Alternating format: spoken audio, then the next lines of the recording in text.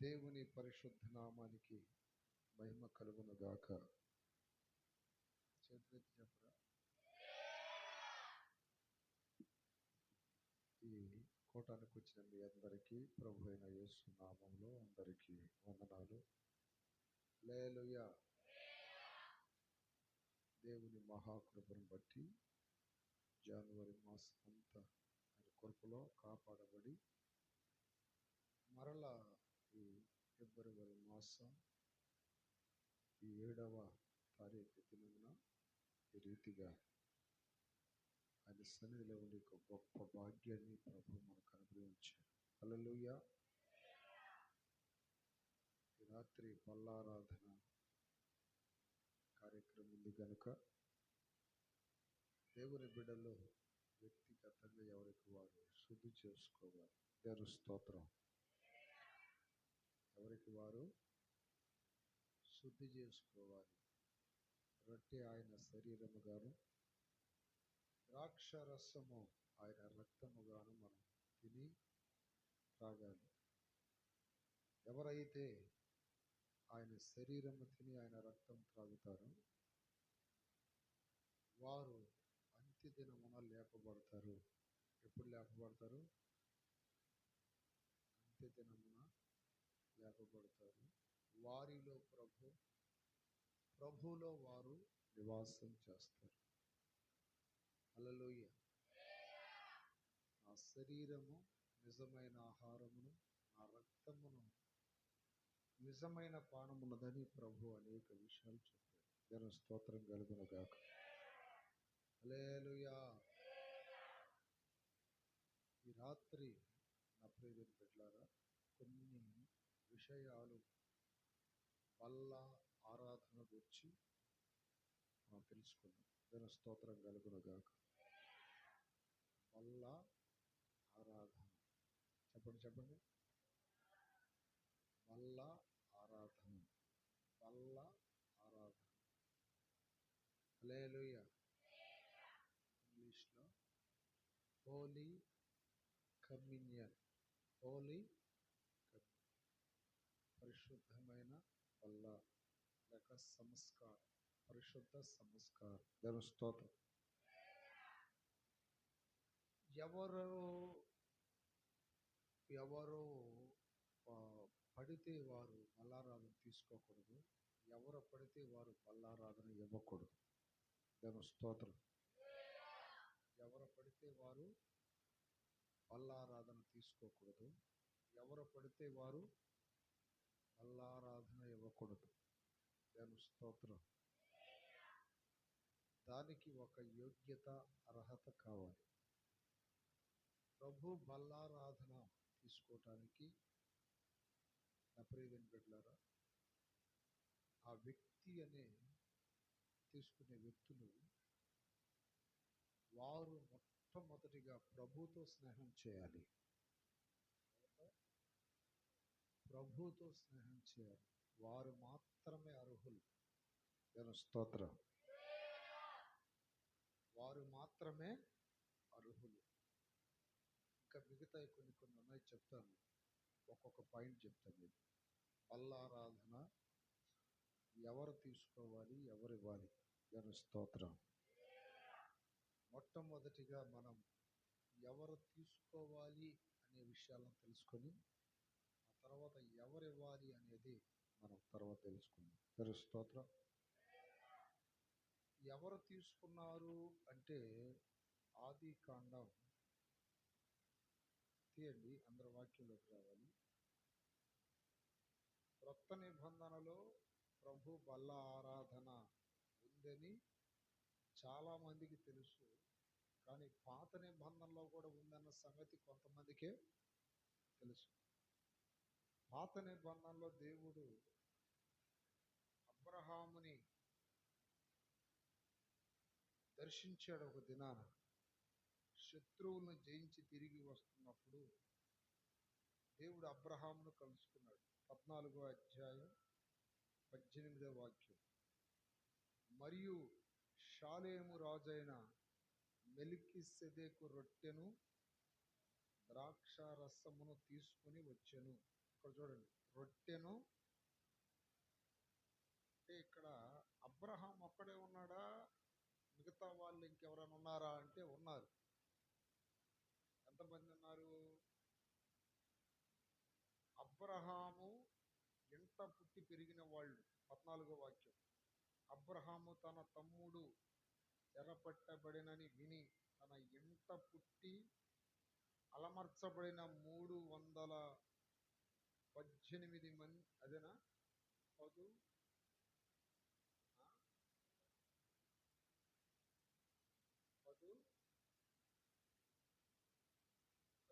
అని మన భాషలో.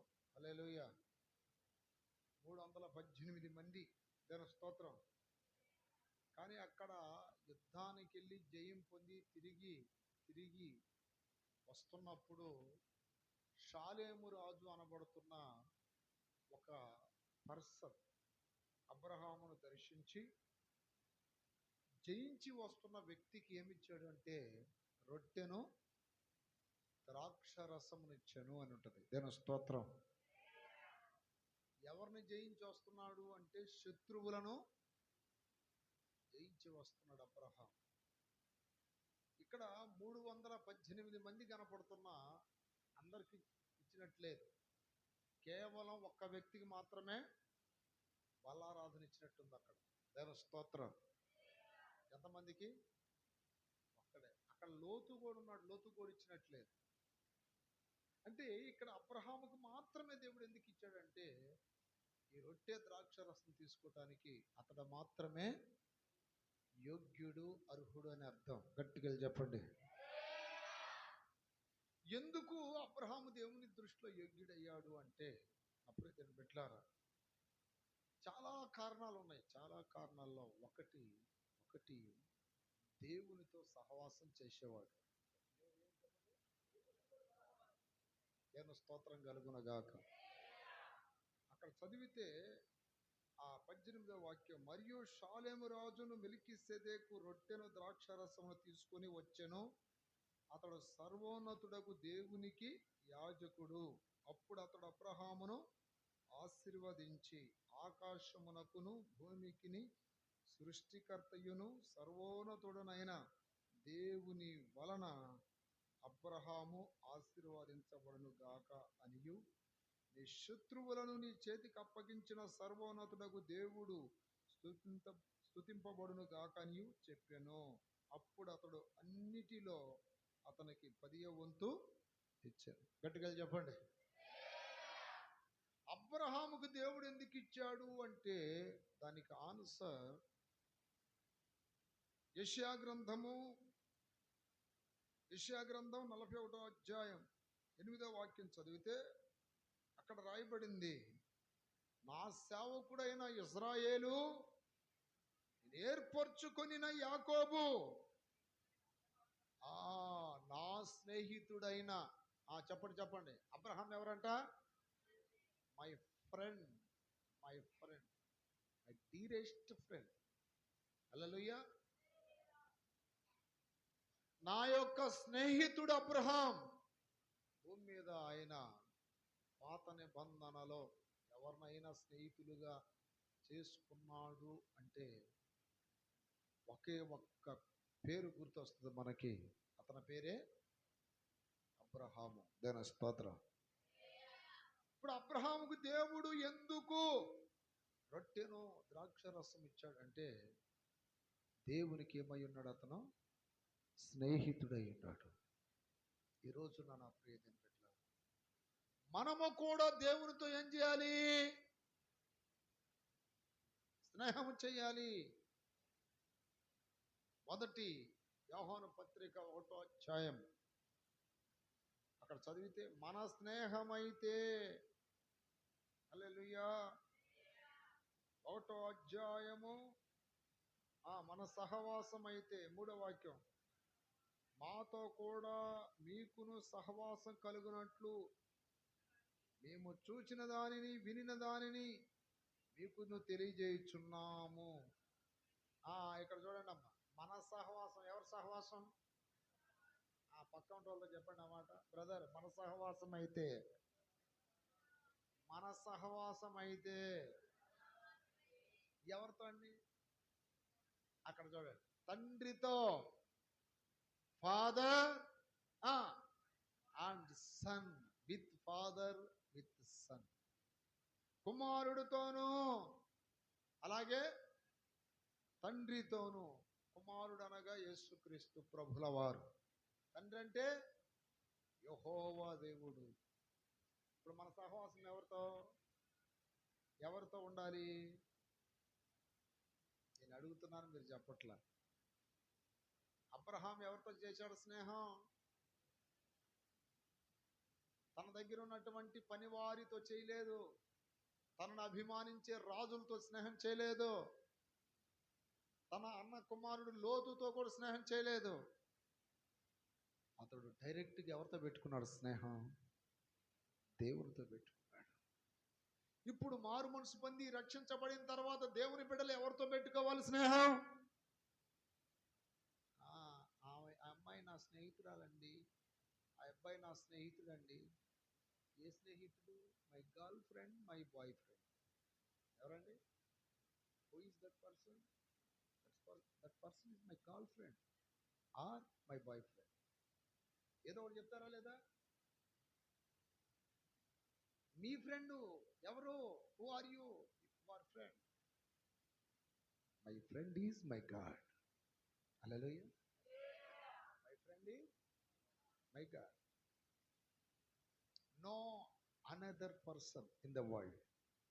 ఈ ప్రపంచంలో వేరే వ్యక్తి నాకు లేడు. హల్లెలూయా.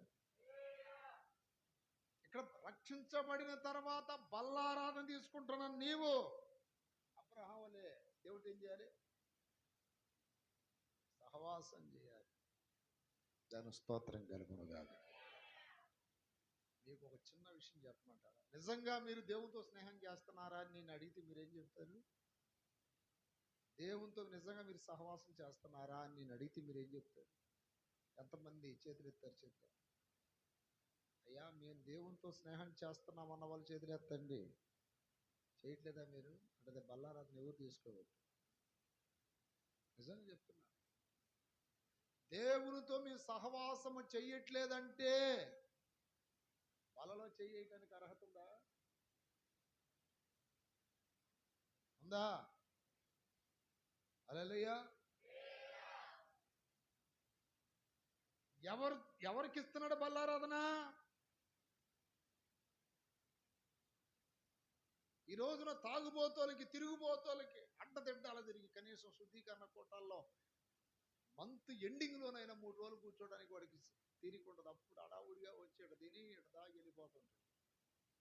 మిగతా రోజులు busy busy busy busy busy busy.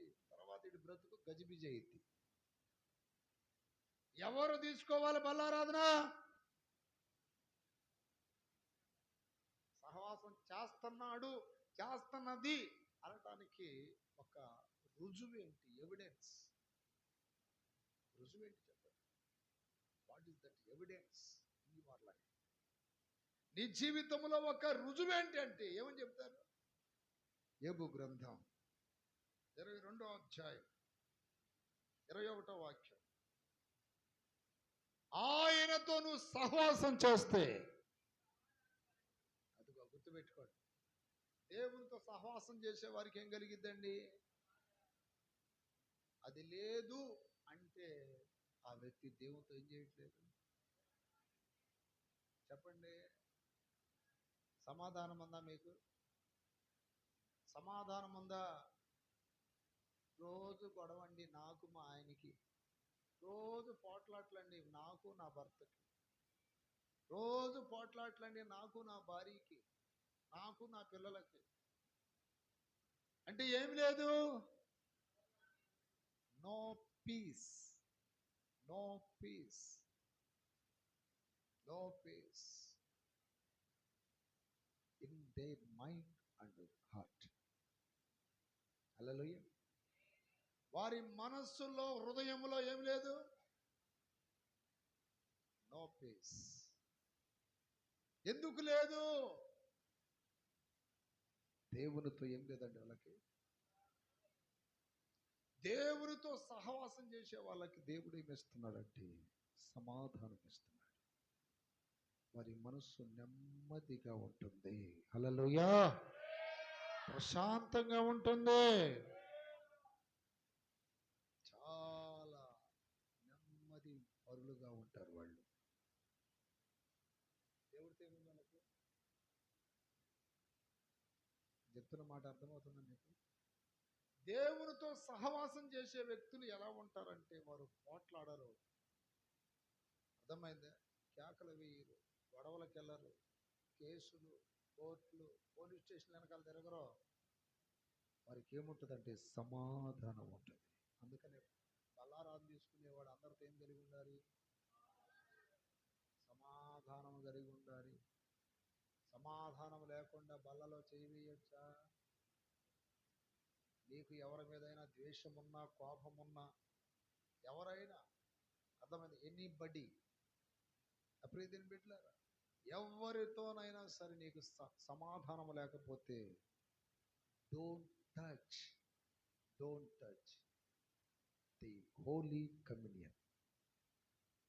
బల్లారాధన మనము అసలు ముట్టుకో. దాని స్తోత్రం కలుగునుగా. దేవునితో సహవాసము లేకుండా ఒకడు బల్లలో చేయి వేయడానికి చేయి జారిపోయాడు. యేసయ్యతో వాడికి సమాధానం ఉందా?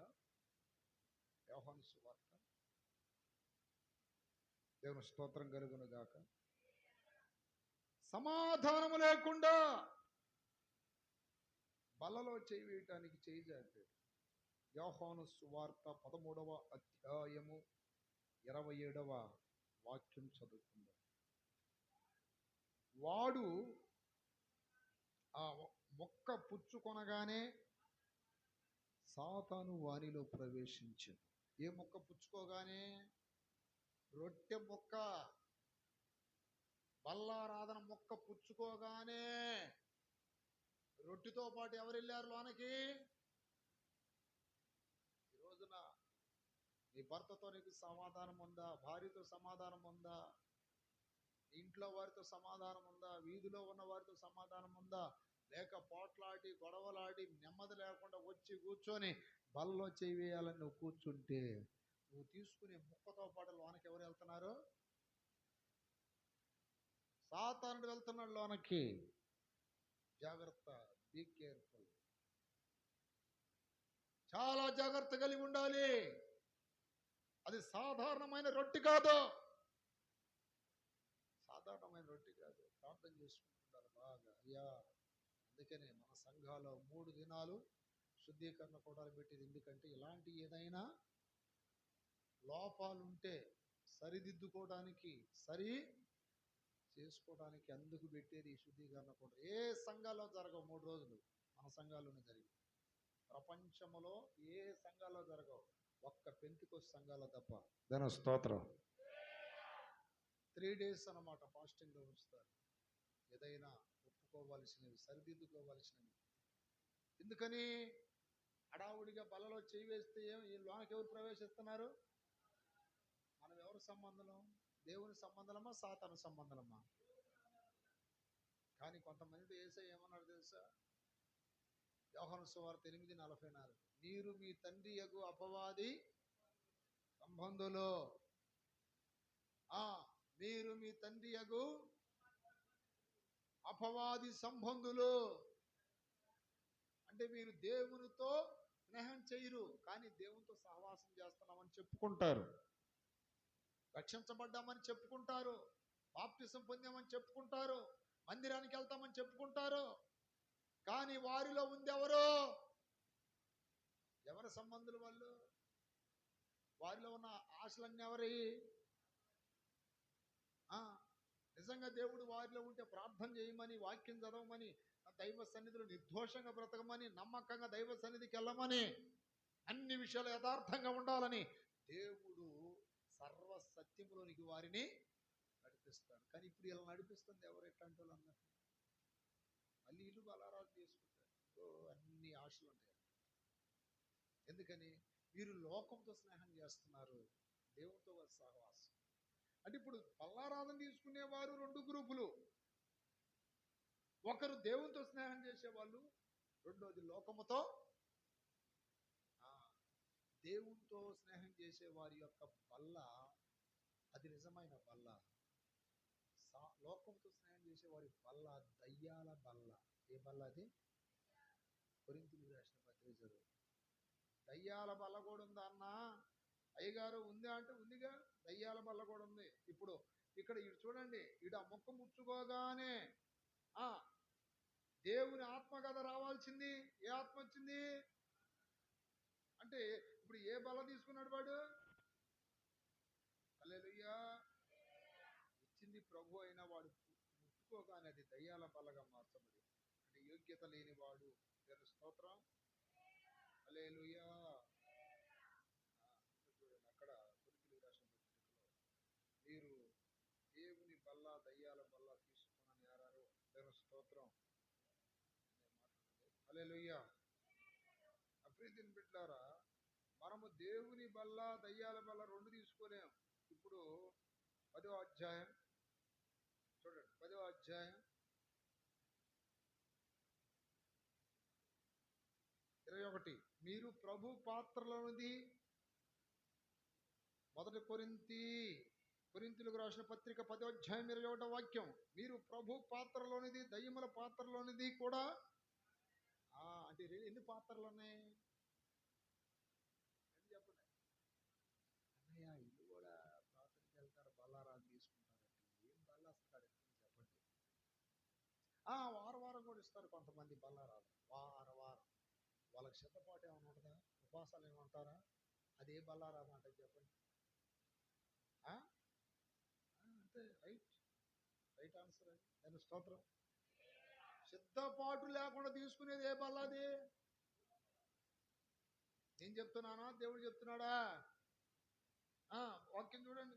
మీరు ప్రభు పాత్రలోనిది, దయ్యముల పాత్రలోనిది కూడా త్రాగనేరరు. అక్కడ చూడండి, ప్రభు బల్ల మీద ఉన్న దానిలోను. అంటే రెండు ఉన్నాయనే అక్కడ అర్థం. దేవుని సంబంధులు, సాతాను సంబంధులు, వెలుగు సంబంధులు, చీకటి శరీర సంబంధులు, ఆత్మ పరలోక సంబంధులు, నరక, అన్ని రెండు ఉన్నాయా లేదా? ఇక్కడ ఎన్ని బల్లలంట? 2 బల్లలు. ప్రభుతో స్నేహం చేయకుండా లోకంతో స్నేహం చేసి అన్నీ ఉంటాయి వాళ్ళలో. శరీరాశలు ఉంటాయి, నేత్రాశలు ఉంటాయి, జీవనము ఉంటుంది, వ్యభిచారం ఉంటుంది, త్రాగుడు, మందు, సాడీలు, గొడవలు, పాపాలు, ద్వేషాలు, అంత దుర్గంధం అంత ఉంటుంది. మళ్ళీ ఆదివారం పోయి ఏం తీసుకుంటారు? ఏ బలలో చేవేశారు వాళ్ళు? లోక స్నేహం ఉంది వాళ్ళకి. యాకోబు పత్రిక 4:4 చదివితే, ఈ లోక స్నేహము. ఏ స్నేహం? దేవుని స్తోత్రం కలుగును గాక. అబ్రహాము దేవునితో సహవాసం చేస్తున్నాడు కాబట్టి దేవుడు అతనికి బల్లారాధన ఇచ్చాడు. వ్యభిచారులారా, ఈ లోక స్నేహం అంటే వాళ్ళ స్నేహం ఎవరితో ఉందండి? వారి స్నేహం ఎవరితో ఉంది? లోక స్నేహం. మన స్నేహం ఎవరితో? మన స్నేహము తండ్రితో, కుమారుడితో. అబ్రహాము తండ్రితో చేశాడు, మనం ఎవరితో చేస్తున్నాం ఇప్పుడు? కుమారుడితో సహవాసం. దేవుని స్తోత్రం. కొంచెం లోతుగా చెప్తున్నాను, అర్థం చేసుకోండి. దేవుని స్తోత్రం. ఇలాంటి డీప్ సబ్జెక్టులు ప్రార్థనాపూర్వకంగా ఇంటే తప్ప మామూలుగా అర్థమో కాదు. అర్థమైందా? చూడండి, దయ్యాల బల్ల ఉంది. అర్థమైందా? దయ్యాల బల్ల. ఇక్కడ అదే చెప్తున్నాడు. దేవునితో స్నేహం, లోకముతో, దేవుని సంబంధులు, అపవాది సంబంధులు. గోధుమలు, గురుగులు. చెప్పండి, గోధుమలు, గురుగులు. హల్లెలూయా. సేవకులలో కూడా మళ్ళీ తేడా ఉంది. సేవకులలో కూడా 2 గ్రూపులు. సేవకులలో ఈ బల్లారాధన ఇచ్చే వాళ్ళలో కూడా 2 గ్రూపులు. తీయండి, అది మాత్రం ఎందుకు కావాలి? చదవండి, కొరింథీయులకు రాసిన 2వ పత్రిక. హల్లెలూయా. చాలా మంది జర్మీ అన్న వాక్యం పట్టుకుని విమర్శిస్తాడని నా మీద నిందేస్తారు, కానీ నేను చెప్పే వాస్తవాలు తెలుసుకోండి. దాని స్తోత్రం. అర్థమైందా? విమర్శ చేస్తాడని అట్ట నిందేస్తున్నారు, కానీ నేను చెప్పే సత్యాన్ని అర్థం చేసుకుంటున్నారా? హల్లెలూయా. 11వ అధ్యాయం చూడండి, 11, 12, 13. ఏలయనగా ఆ ఆ ఏ అపోస్తులు అంట? ఆ దొంగ అపోస్తులను. వాళ్ళు ఎవరంట? మోసం చేసే సేవకులు, పనివారంటే వాళ్ళే. ఇది ఆశ్చర్యము కాదు. సాతాను వెలుగుదూత వేషం ధరించుకుని ఉన్నాడు. ఆ ఆ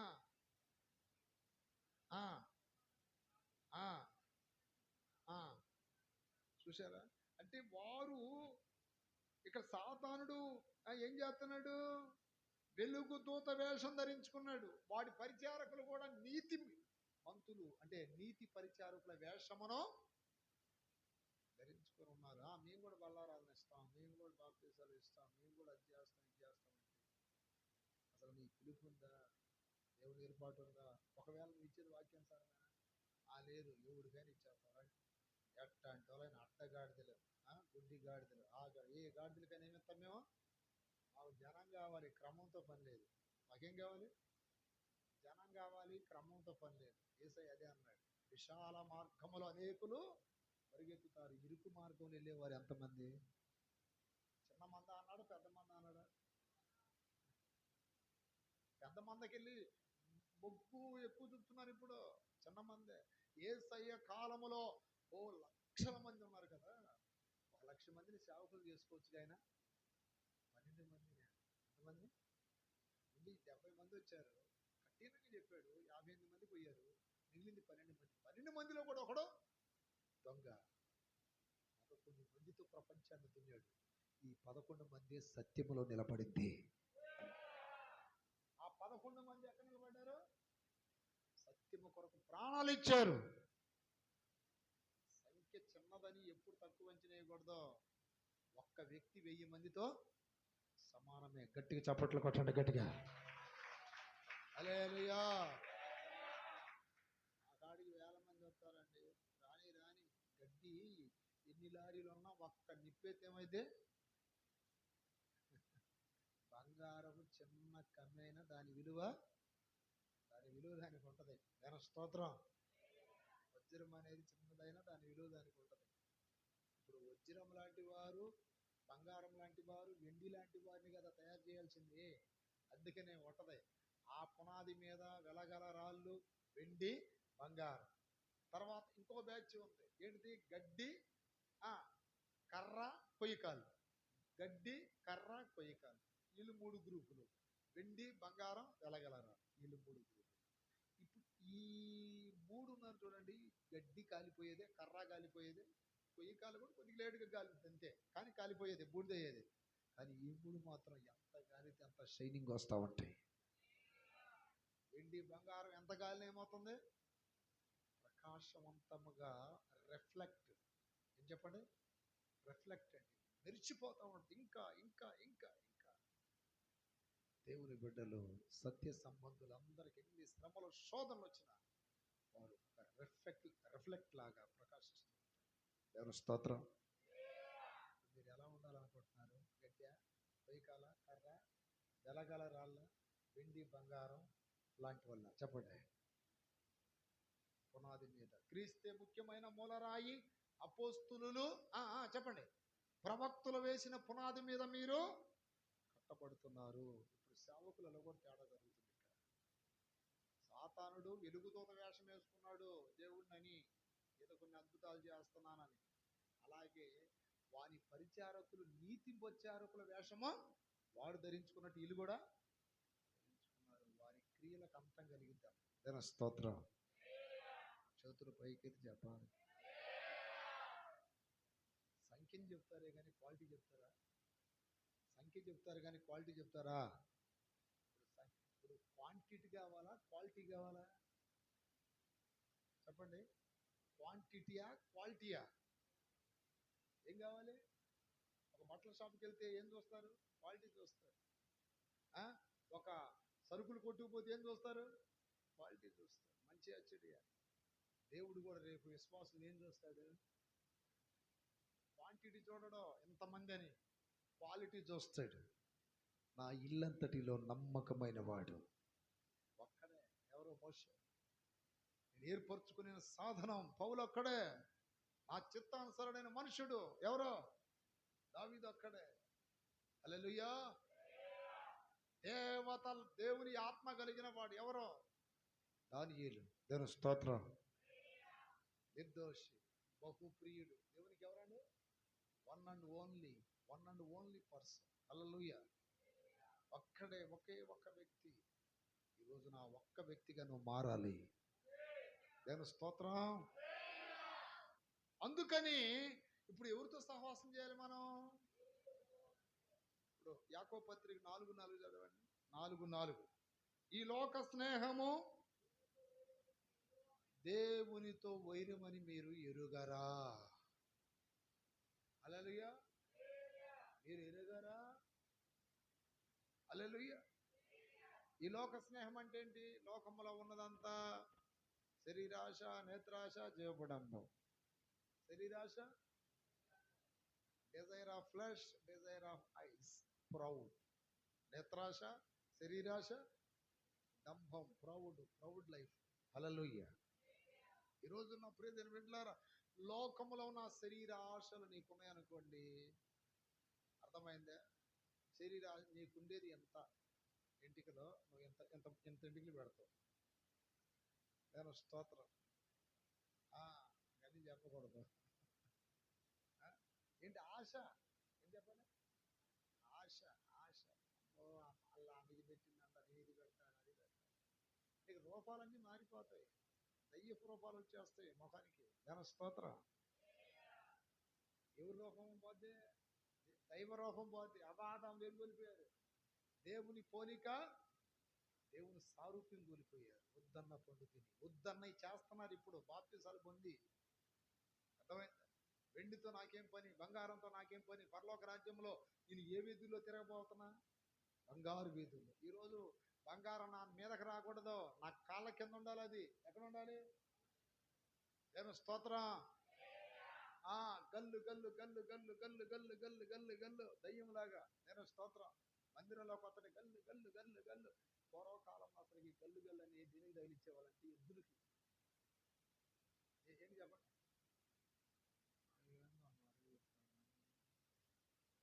ఏందన్నారు చెప్తారు? నేను చెప్తాను కాదు, యెషయా గ్రంథం చదవండి. ఏందన్నారు చెప్తారు? దేవుడికి చెప్పండి మీరు. హల్లెలూయా. యెషయా గ్రంథం. దేవుని స్తోత్రం. యెషయా గ్రంథం 3వ అధ్యాయం 16వ వాక్యం. మరియు యెహోవా సెలవిచ్చినదేమనగా, అమ్మాయి చూడండి అక్కలారా, ఎంత బాగా చూస్తున్నారు. సియోను కుమార్తెలో ఎవరంటండి? గర్విష్ఠురాండ్రై మెడచాచి నడుచుచు, వార చూపులు చూచుచు, కులుకుతో నడుచుచు. ఏ గతిలో చెప్పండి? ఏం మోగిస్తున్నారు? చెప్పనమ్మా, నేను పెట్టుకోవట్లేదు. మా పిల్లలు ముద్దు అంటే రేపు నువ్వు పరలోకం వెళ్ళి వాళ్ళనేమో, అంతే కదా, పసిపిల్లలు, అభం శుభం తెలియని పిల్లలు. హల్లెలూయా. ఎవడైనా క్వశ్చన్ వేస్తే ఐ డోంట్ కేర్. ఎందుకని? నా ప్రమాణ గ్రంథం ప్రకారం నేను బ్రతకాలి. ఆమేన్. ఏ గ్రంథం ప్రకారం? మన ప్రమాణ గ్రంథం ఏంటి? బైబిల్ దాన్ని యాక్సెప్ట్ చేయట్లేదు. అర్థమైనా? వాళ్ళు ఏమంటారు, వీళ్ళు ఏమంటారు అనుకొని రికార్డ్ అవుతుంది ఆల్రెడీ వీడియో. ఎవడు ఏమనుకుంటే మనకెందుకు? నేను స్తోత్రం. నీ ప్రమాణ గ్రంథం ప్రకారం నువ్వు బ్రతుకుతావు. నా ప్రమాణ గ్రంథం ప్రకారం ఆ హక్కు, స్వాతంత్రం మనకు ఉందా లేదా? హల్లెలూయా. ఉందా లేదా? ఎవరికి భయపడాల్సిన అవసరం లేదు. నేను స్తోత్రం. అక్కడ ఏమంటున్నాడంటే, సియోను కుమార్తెలు అంటే ఎవరో? సంఘములో ఉన్న విశ్వాసులే. తమ కాళ్ళ గజ్జలను ఏం చేస్తున్నారు? అందుకని యేసయ్య మంచి సన్మానం చేస్తున్నాడు. అక్కడ ఏం చేస్తున్నాడు చూడండి. అది మంచి సన్మానం జరిగిందిగా. ఏం జరుగుతుందండి?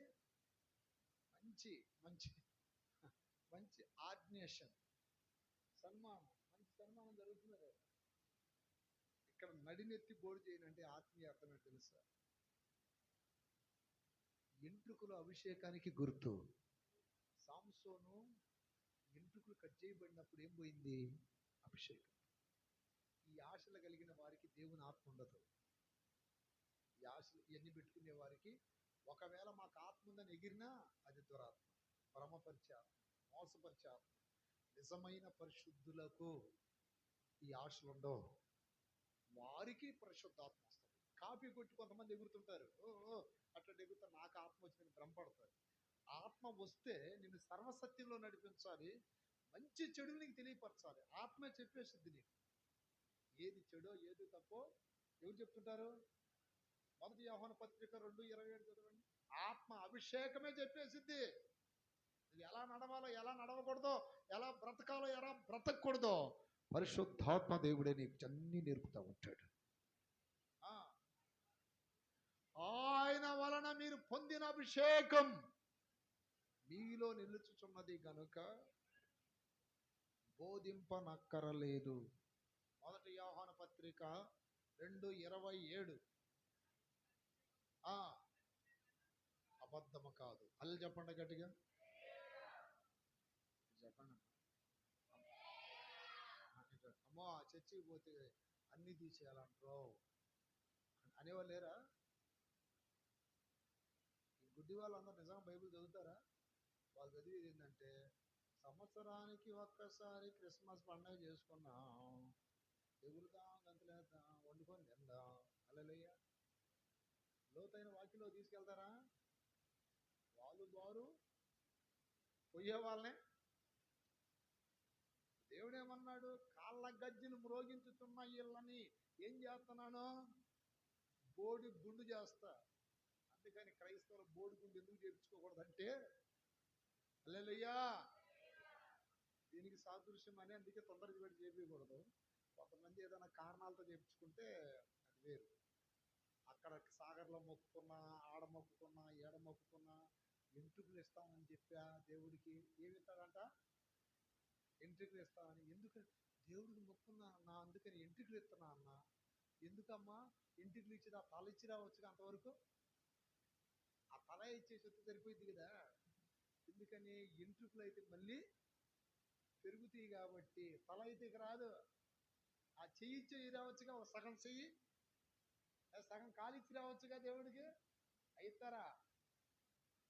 మళ్ళీ విచిత్రం చూడండి, దేవుణ్ణి కూడా మోసం చేసే జనం వీళ్ళు. దేవుని స్తోత్రం. ఈ మధ్య సుండ్రు పట్టిందన్న. సుండ్రు పట్టాక నేను గుణదలు మొక్కున్నా అన్న. అందుకని అన్న 100 రూపాయలు ఇచ్చి ఛార్జీకి పోయి మొక్కుబడి చెల్లించేస్తానన్న. గంట సేపు వాక్యం చెప్పేలాగా వాడు తేలిచ్చారులే కాదు. ఇంతకుముందు నేను వేరే సేవ చేసేటప్పుడు వాడు ఆ సెంటర్లోని గుండు చేయించుకొని 50 రూపాయలు మరమరాలు, 50 రూపాయలు లడ్డూలు తీసుకుని ఇంటికి పోయాడు. అప్పుడే పోయొచ్చావా గుణదల అంటే? పోయొచ్చా. ఎంతసేపు అట్లా పోయి వచ్చేసా అడిగి సెంటర్కి. హల్లెలూయా, హల్లెలూయా. కాళ్ళ గజ్జలు ధరించుకున్న వాళ్ళకి ఏం చేస్తున్నాడు? బోడి. ఇంకా చదవండి అక్కడ. యెహోవా వారి మానమును బయలుపరచును. ఆ దినమున యెహోవా గల్లు గల్లుమను వారి పాద భూషణములను, సూర్యబింబ భూషణములను, చంద్ర వంకలను భూషణములను, కర్ణ భూషణములను, కడియములను, నాణ్యమైన ముసుకులను, కుల్లాయలను, కాళ్ళ గొలుసులను, వడ్డానములను, పరిమళ ద్రవ్యమును, ఆభరణములు. చాలా ఉందిలేండి అక్కడ, నేను చెప్పవచ్చు. దాని స్తోత్రం కలుగునుగాక. ఎన్ని దేవుని బిడ్డలు ధరించమని చెప్పరా దేవుడు? హల్లెలూయా. ఎన్ని ఉంటే నీకు ఏ ఆశలు ఉన్నట్టు? శరీర ఆశలు ఉన్నట్టు. అంటే నువ్వు ఎవరితో స్నేహం చేస్తున్నావు? మన స్నేహం ఎవరితో అండి? దేవుడితో కదా. అబ్రహాం ఎవరితో చేశాడు స్నేహం? పాత నిబంధనలో భక్తులు కూడా సీనాయి పర్వతం దాకా ఆభరణాలు ధరించిన వాళ్ళే. ఆ తర్వాత దేవుడు ఆభరణాలు ధరించిన వాళ్ళతో నేను రానని చెప్పేశాడు. అక్కడ ఆభరణాలు ధరించిన వాళ్ళతో ఏమన్నాడు? నేను మీతో రానని చెప్పేసేసాడు. అప్పటి నుండి వాళ్ళు మానేశారు, తీసేశారు. అందరూ, అయ్యా నువ్వు ముఖ్యం కానీ మాకున్న ఆభరణాలు ముఖ్యం కాదు. నిర్గమకాండం. దేవుని స్తోత్రం కలుగును గాక. హల్లెలూయా. ఈ రోజున దేవుడు కావాలా, నీకు ఆభరణాలు కావాలా? నీ హృదయంలో ఎవరుండాలి? నీ హృదయంలో దేవుడు ఉండాలా, నీ ఒంటి మీద ఆభరణాలు ఉండాలా? చెప్పండి చెప్పండి అమ్మా. నీ హృదయంలో దేవుడు ఉండాలా, నీ ఒంటి మీద ఆభరణాలు ఉండాలా? 33వ అధ్యాయం 5వ వాక్యంలో అంటున్నాడు. 3వ వాక్యంలోనేమో మీరు లోబడనొల్లని ప్రజల కనుక నేను మీతో కూడా రానన్నాడు. 4వ వాక్యంలో ఏమనుంది? ఆ దుర్వార్త విని దుఃఖించి ఎవడనో ఆభరణములను ధరించుకోలేదు. 6వ వాక్యం, కాబట్టి ఇశ్రాయేలీయులు హోరేబు కొండ యొద్ద తమ ఆభరణములను ఇప్పుడు అవన్నీ పెట్టుకుంటున్నాయి. పాస్టర్ అమ్మలో ఈ సంఘాల్లో ఉన్న ఈ గాడిదలందరూ అడ్డగాడిదలకి ఎడ చెప్పాలి, బుద్ధి చెప్పాలి, ఎడ చెప్పాలి వీళ్ళందరికీ? తీసేసినట్టుందా, తీరినట్టుందా బైబిల్లో? ఆ తర్వాత ఎవరు ధరించలేదంటే, ఎవ్వరు ధరించలేదు. దేవుని స్తోత్రం. వాటి వలన ఒక విగ్రహం తయారైంది. వాటి వలన ఒక విగ్రహం తయారైంది. ఇప్పుడు వాక్యం తెలిసిన వాళ్ళు కూడా పాస్టర్ గారు పెట్టుకోవట్లా, ఇంకా పాస్టర్ గారు పెట్టుకోవట్లా, ఉంగరాలు పెడుతున్నాడు, చైన్లు పెడుతున్నాడు, అన్ని పెడుతున్నా అంటే నువ్వు పాస్టర్ని చూడాలా, ఏసైని చూడాలా? ఏసైని చూడటం అంటే వాక్యం చూడటమే అర్థం. విశ్వాసమునకు కర్త, దాన్ని కొనసాగించు యేసు వైపే చూడు. యేసై అంటే ఎవరో? ఆది యందు వాక్యం ఉండిన, వాక్యము దేవుడి యొద్ద ఉండిన, వాక్యమే దేవుడై ఉండెను. ఆ వాక్యము కృప సత్య ఎవరైనా యేసుక్రీస్తు. వాక్యమే యేసయ్య. గట్టిగా చెప్పండి. ఆభరణం తీసేసారా లేదా వాళ్ళు? దేవుని స్తోత్రం కలుగును గాక.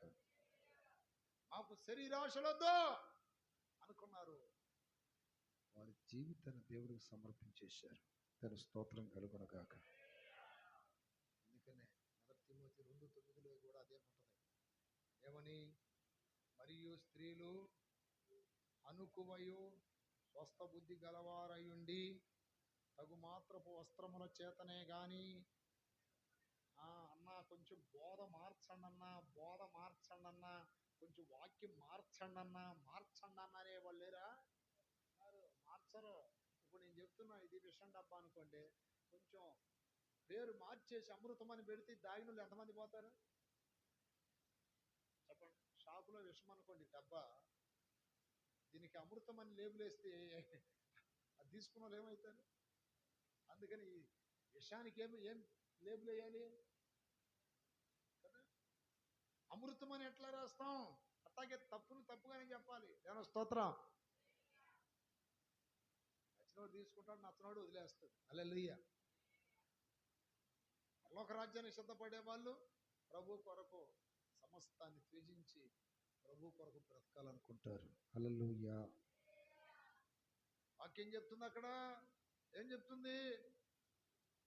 1 తిమోతి 2:9, మరియు స్త్రీలను అనుకువయు స్వస్థ బుద్ధి గలవారై తగు మాత్రపు వస్త్రముల చేతనే గాని జడలతోనైనను బంగారముతోనైనను ముత్యములతోనైనను మిగుల వెలగల వస్త్రములతోనైనను అలంకరించుకోమనిందా? అలంకరించుకొనక అంటే అర్థం ఏంటి?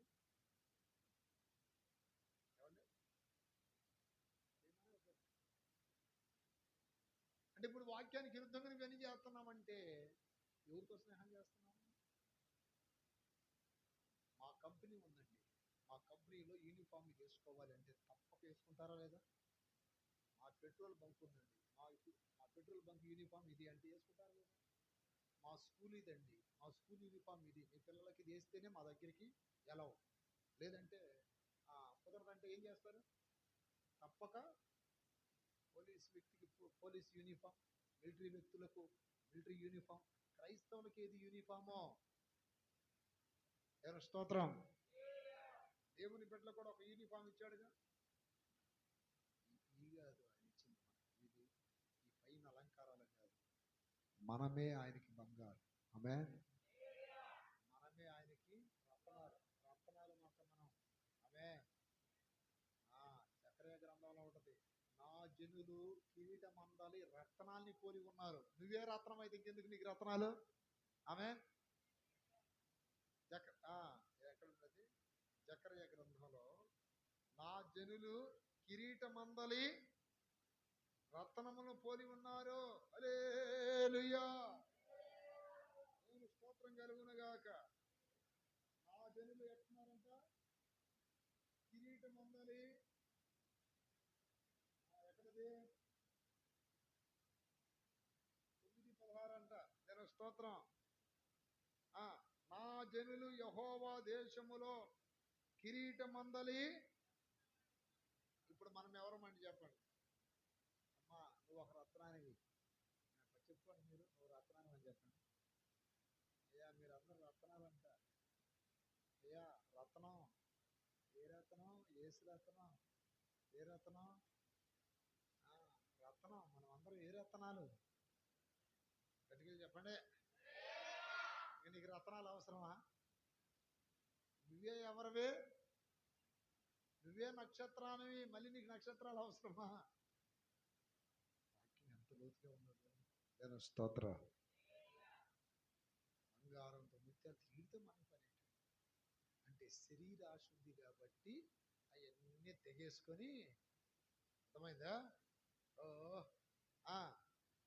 చూడండి అందరూ నన్ను చూడండి అన్నట్టుగా. నేను స్తోత్రం కలుగునుగాక. నా మాటలు మీకు చాలా మందికి బాధ కలుగుతున్నాయా? బాధ కలుగుతుంటే దయతో అంటాను. అసలు చిన్ని అని అంటాడు ఎప్పుడన్నా? చెప్పండి. చురుకుతనే మాట వస్తుంది అసలు నా నోటికి. ఎందుకంటే దేవుడు నమ్మి ఇచ్చాడు ఈ వాక్యం. ఆమేన్. వాక్యం కూడా అందరికి ఎవరండి? అర్థమైంది. మనుషులను బట్టి మాట్లాడే వాళ్ళకి దేవుడు వాక్యం ఇస్తాడా? ఇర్మీయా గ్రంథం చదవండి. నా వాక్కు ఎవనుకుండునో వాడు సత్యమును బట్టి మాట్లాడాలి. దేవుని స్తోత్రం. 23వ అధ్యాయం 28.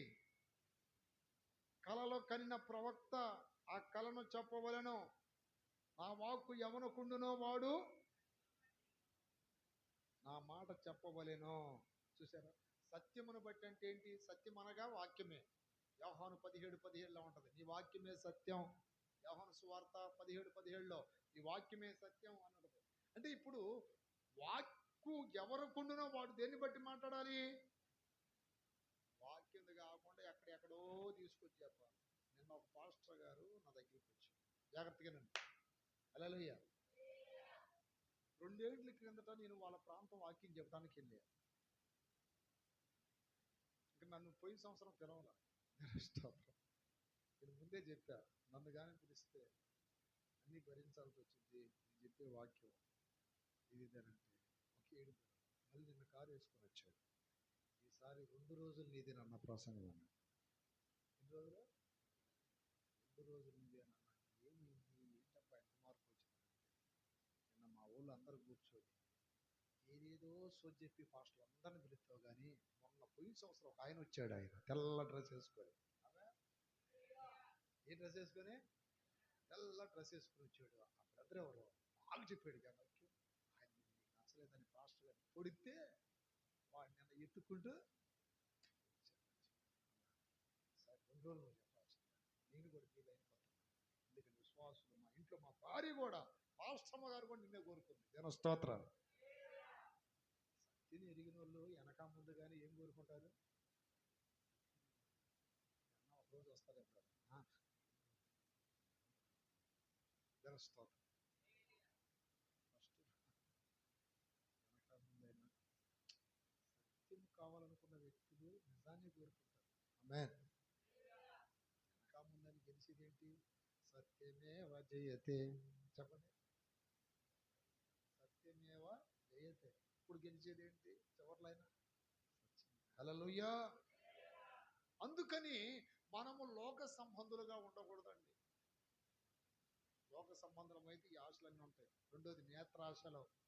రెండోది ఆశ, లోకంతో స్నేహం చేసే వాళ్ళకి నేత్రాశ. ఎప్పుడు ఫోన్ ఇట్లా పెట్టి, ఎక్కడ సెల్ ఫోను, కళ్ళు ఫోన్ పెట్టి అంటున్నా, కళ్ళు పెట్టి కనపడకపోయినా పిల్లలు, తల్లులు, తండ్రులు అందరూ ఇదో పిచ్చి అయిపోయింది ఈ మధ్య. కరెక్ట్గా ఒక 5-6 నెలల తర్వాత చూస్తే ఇది వస్తుంది మళ్ళీ. ఏంటిది? ఏంటంటే స్టైల్ సైడ్కి ఏమంటారు? సైట్ వచ్చింది. నువ్వు సైడ్కి పోతే సైట్ రాకేమవుతుంది? నువ్వు వెళ్ళిపోయావు, సైడ్కి పోయావు, ట్రాక్లో నుండి.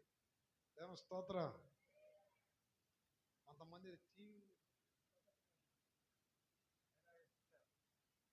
అస్సలకి వాక్యం చెప్పేటప్పుడు ముందుకి వెనక్కి బల్లి కురవ, ఆ కురవ, ఈ కురవ, ఆ కురవ అంటారా?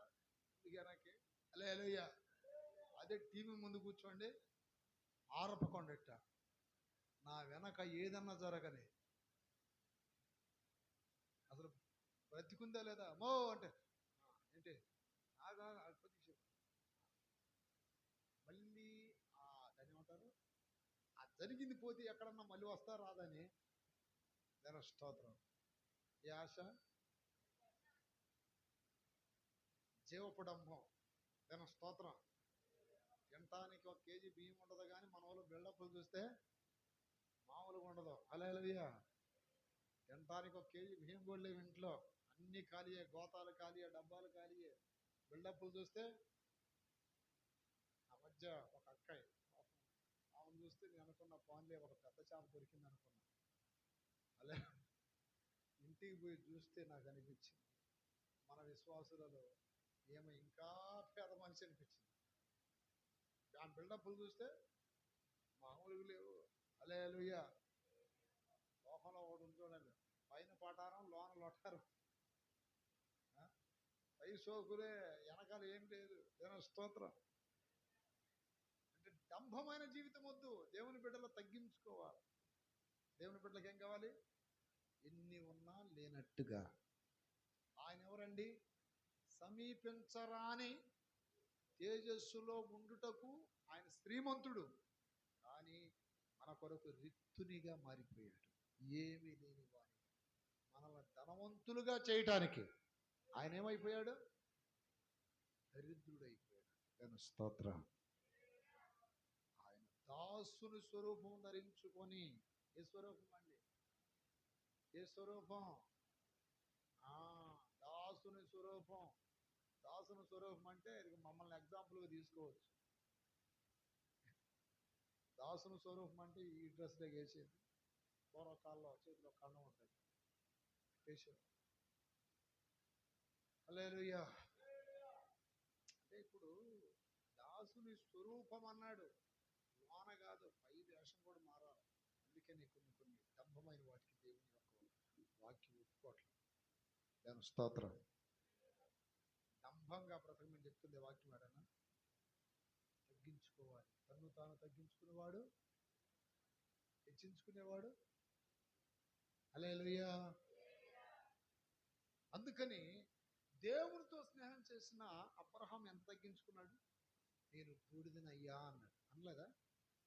చెప్పండి. అన్నాడా లేదా? నేను బూడిదని దుమ్మని. అందుకని బలలో చేవేసే వాళ్ళకి నెంబర్ 1 దేవునితో ఏం చేయాలా? సహవాసం ఉండాలి. దాని స్తోత్రం కలుగునుగాక. కీర్తన గ్రంథము 1వ అధ్యాయంలో ఉంటది, దుష్టుల ఆలోచన చొప్పున నడవక, పాపుల మార్గమందు నిలవక, అపహాసకుడు కూర్చున్న చోట కూర్చుండక, యెహోవా ధర్మశాస్త్రము దివారాతులు ధ్యానించువాడు ధన్యుడు. ఇప్పుడు చూడండి, దుష్టుల ఆలోచన చొప్పున మనం, పాపుల మార్గమందు, అపహాసకులు కూర్చున్న చోట. జబర్దస్త్ కామెడీలు, ఆ కామెడీలు పెడితే పక్కపక్క నవ్వుకుని గ్రూప్గా తయారవుతారు చూసారు. అక్కడక్కడ అరుగుల మీద అక్కడ వ్యర్థంగా. ఇట్లాంటి చోటకి వెళ్ళొద్దు అంటున్నారు దేవుడు. ఎప్పుడు దేవుడి యొక్క వాక్యాన్ని ఏం చేస్తున్నారు? ధ్యానిస్తూ ఉండాలి. వాక్యం ఏం చేస్తుంది? బ్రతికిస్తుంది, బాధల్లో నెమ్మదినిస్తుంది. వాక్యం పాపం చేయకుండా కాపాడుతుంది. ఆమేన్. వాక్యం మనల్ని ధైర్యపరుస్తుంది. అందుకని వాక్యాన్ని డే అండ్ నైట్ మెడిటేషన్ చేయాలి. దాని స్తోత్రం. ఎప్పుడు వాక్యాన్ని నెమరవేస్తూ ఉండాలి. పశువులు గడ్డి మేసి తర్వాత ఏం చేస్తాయి? నెమరవేస్తాయి. దేవుని బిడ్డల వాక్యం వినాలి. ఈ వాక్యం విన్నారా? రేపంతా ఈ వారమంతా నెమరవేస్తూనే ఉంటారు. హల్లెలూయా. 2 కొరింథీ 6వ అధ్యాయం అప్రియమైన బిడ్డలారా, వాక్యం చెప్తున్న మాట ఏంటంటే 13వ వాక్యం, మీ ఎడల మాకున్న అంతఃకరణమునకు ప్రతిఫలముగా మీరును మీ హృదయములను విశాలపరుచుకొనుడి. మీరు నా పిల్లలని మీతో ఇలాగూ చెప్పుచున్నాను. మీరు అవిశ్వాసులతో ఎట్లా ఉండకూడదంట మనం. అవిశ్వాసులతో అంటే ఎవరండి? విశ్వాసులే. ఒకప్పుడు విశ్వాసులే. ఒకప్పుడు సౌలు ఆత్మ పొందినోడే. ఇప్పుడు ఏ ఆత్మ పొందుకున్నాడు? దురాత్మ. ఇప్పుడు సంఘంలో కూడా కొంతమంది జారిపోతారు. జారిపోయామంటారంటే అంత భక్తి చేయాలా, అంత ఖచ్చితంగా ఉండాలా, అంత నిజాయితీగా ఉండాలా, అట్టుండాలి ఇట్టుండాలని మిమ్మల్ని కూడా బోల్తా కొట్టిస్తారు. దేవుని స్తోత్రం. అందుకని అలాంటి అవిశ్వాసులతో ఏమై ఉండకూడదు? నీతికి దుర్నీతితో ఏమి సాంగత్యము, వెలుగునకు చీకటితో ఏమి పొత్తు, క్రీస్తునకు బెలియాలతో ఏమి సంబంధం, అవిశ్వాసితో విశ్వాసికి పాలెక్కడిది, దేవుని ఆలయమునకు విగ్రహములతో ఏమి పొందిక. మనము జీవం గల దేవుని ఆలయమై ఉన్నాము. అందుకు దేవుడిలాగు సెలవిచ్చుతున్నాడు, నేను వారిలో నివసించి సంచరింతును, నేను వారి దేవుణ్ణయుందును, వారు నా ప్రజలయుందురు, కావున మీరు వారి మధ్యలో నుండి బయలువెడలి ప్రత్యేకముగా. గట్టిగా చెప్పండి. సర్వప్రపంచంలో కోట్లాది జనమున్న ఇజ్రాయిలీలను తన సొత్తైన ప్రజలుగా దేవుడు మార్చుకున్నాడా లేదా? అందుకనే కదా వాళ్ళు చాలా స్పెషల్గా ఉంటారు. దాని స్తోత్రం.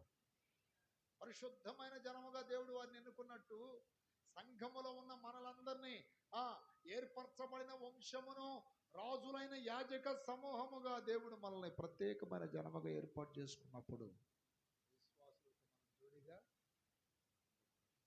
స్తోత్రం ఉండొచ్చా? ఎందుకంటే ఎవరైనా దేవుడు నన్ను ఎన్నుకున్నాడు, ఏర్పరచుకున్నాడు. నేను ఆర్డినరీ పర్సన్, సాధారణమైన మనిషిగా లేదు. నేను ఎవరిని? ఒక విఐపి, వెరీ ఇంపార్టెంట్ పర్సన్. నేను స్తోత్రం. ఎవరండి మీరు? విఐపి. ఎవరు విఐపీలు? మనమే. హల్లెలూయా. మనం ఎవరమండి? లోకానికి వెలుగై ఉన్నాం. లోకానికి ఏమై ఉన్నాం? You are light of the world, you are salt of the world. మీరు లోకానికి ఏమై ఉన్నారు? వెలుగై ఉన్నారు, ఉప్పు అయి ఉన్నారు. దేవుని స్తోత్రం. మీరేమై ఉన్నారు? వెలుగు. వెలుగులోకే పురుగులు, చీకట్లో ఉన్న పురుగులన్నీ రావాలి కదా. అర్థమైందా? వెలుగు పురుగుల దగ్గరికి ఏం వెళ్ళదు, వెలుగు దగ్గరికి ఏమొస్తున్నాయి? ఇప్పుడు ఈరోజు మనం ఈ లోకానికి ఏమై ఉన్నాం? ఒక ఎగ్జాంపుల్, మార్గదర్శకంగా అనేకులకు మనం ఉండాలి. దాని స్తోత్రం. క్రైస్తవులంటే ఇలా ఉండాలండి. విశ్వాసులంటే అలా ఉండాలండి. విశ్వాసులంటే ఎట్టుండాలండి, సేవకులంటే ఎట్టుండాలండి అని అనాలా లేదా? దేవుని స్తోత్రం కలుగునగాక. మనకి నియమ నిబంధనలు ఉన్నాయి. Rules and regulations. నియమ నిబంధనలు లేవా?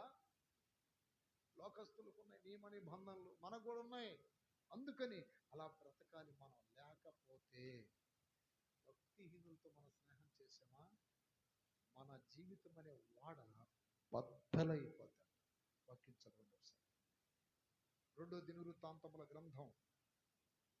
భక్తి పరుడైన అఫ్రీదిన్ బిడ్లారా, రాజు యెహోషాపాతు రాజు ఒక భక్తిహీనునితో స్నేహం చేశాడు.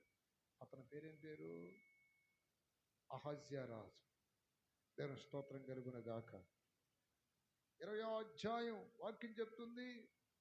ఏమని చెప్తుందంటే 35, ఇది అయిన తర్వాత యోధారాజు అయిన యెహోషాపాతు మిక్కిలి దుర్మార్గంగా ప్రవర్తించిన ఇశ్రాయేలు రాజైన అహజ్యాతో స్నేహము చేసెను.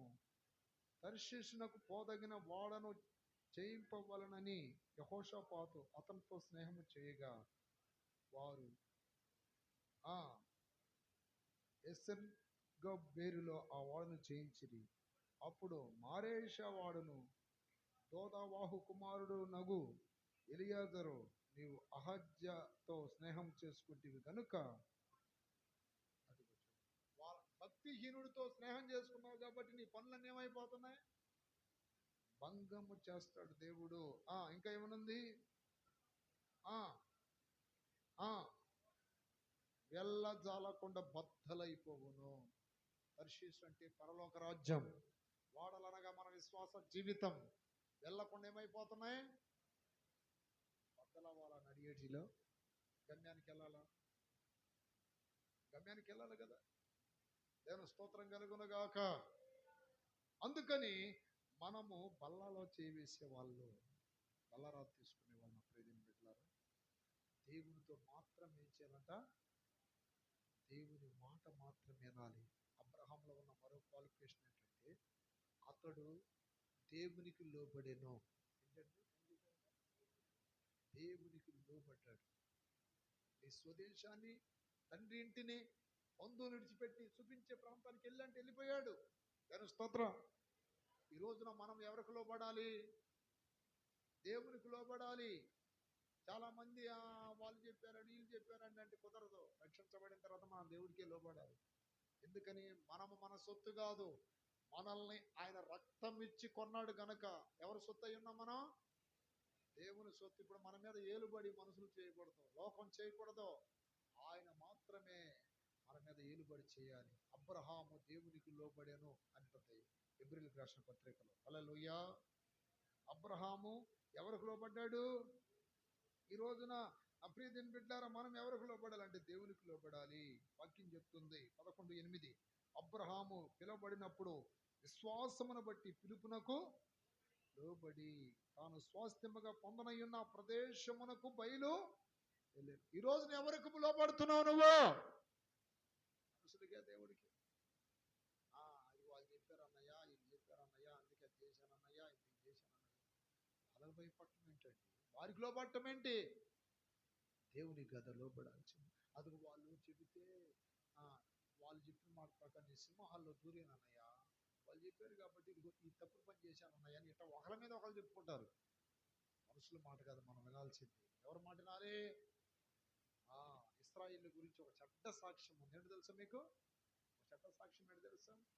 నిర్గమకాండం 32:7 అలాగే 9, 7 మరియు 9 వాక్యాలు చదివితే దేవుడు అంటున్నాడు, వీరు చెడిపోయారు. ఎందుకు చెడిపోయారు? లోబడని వల్లనే ప్రజలు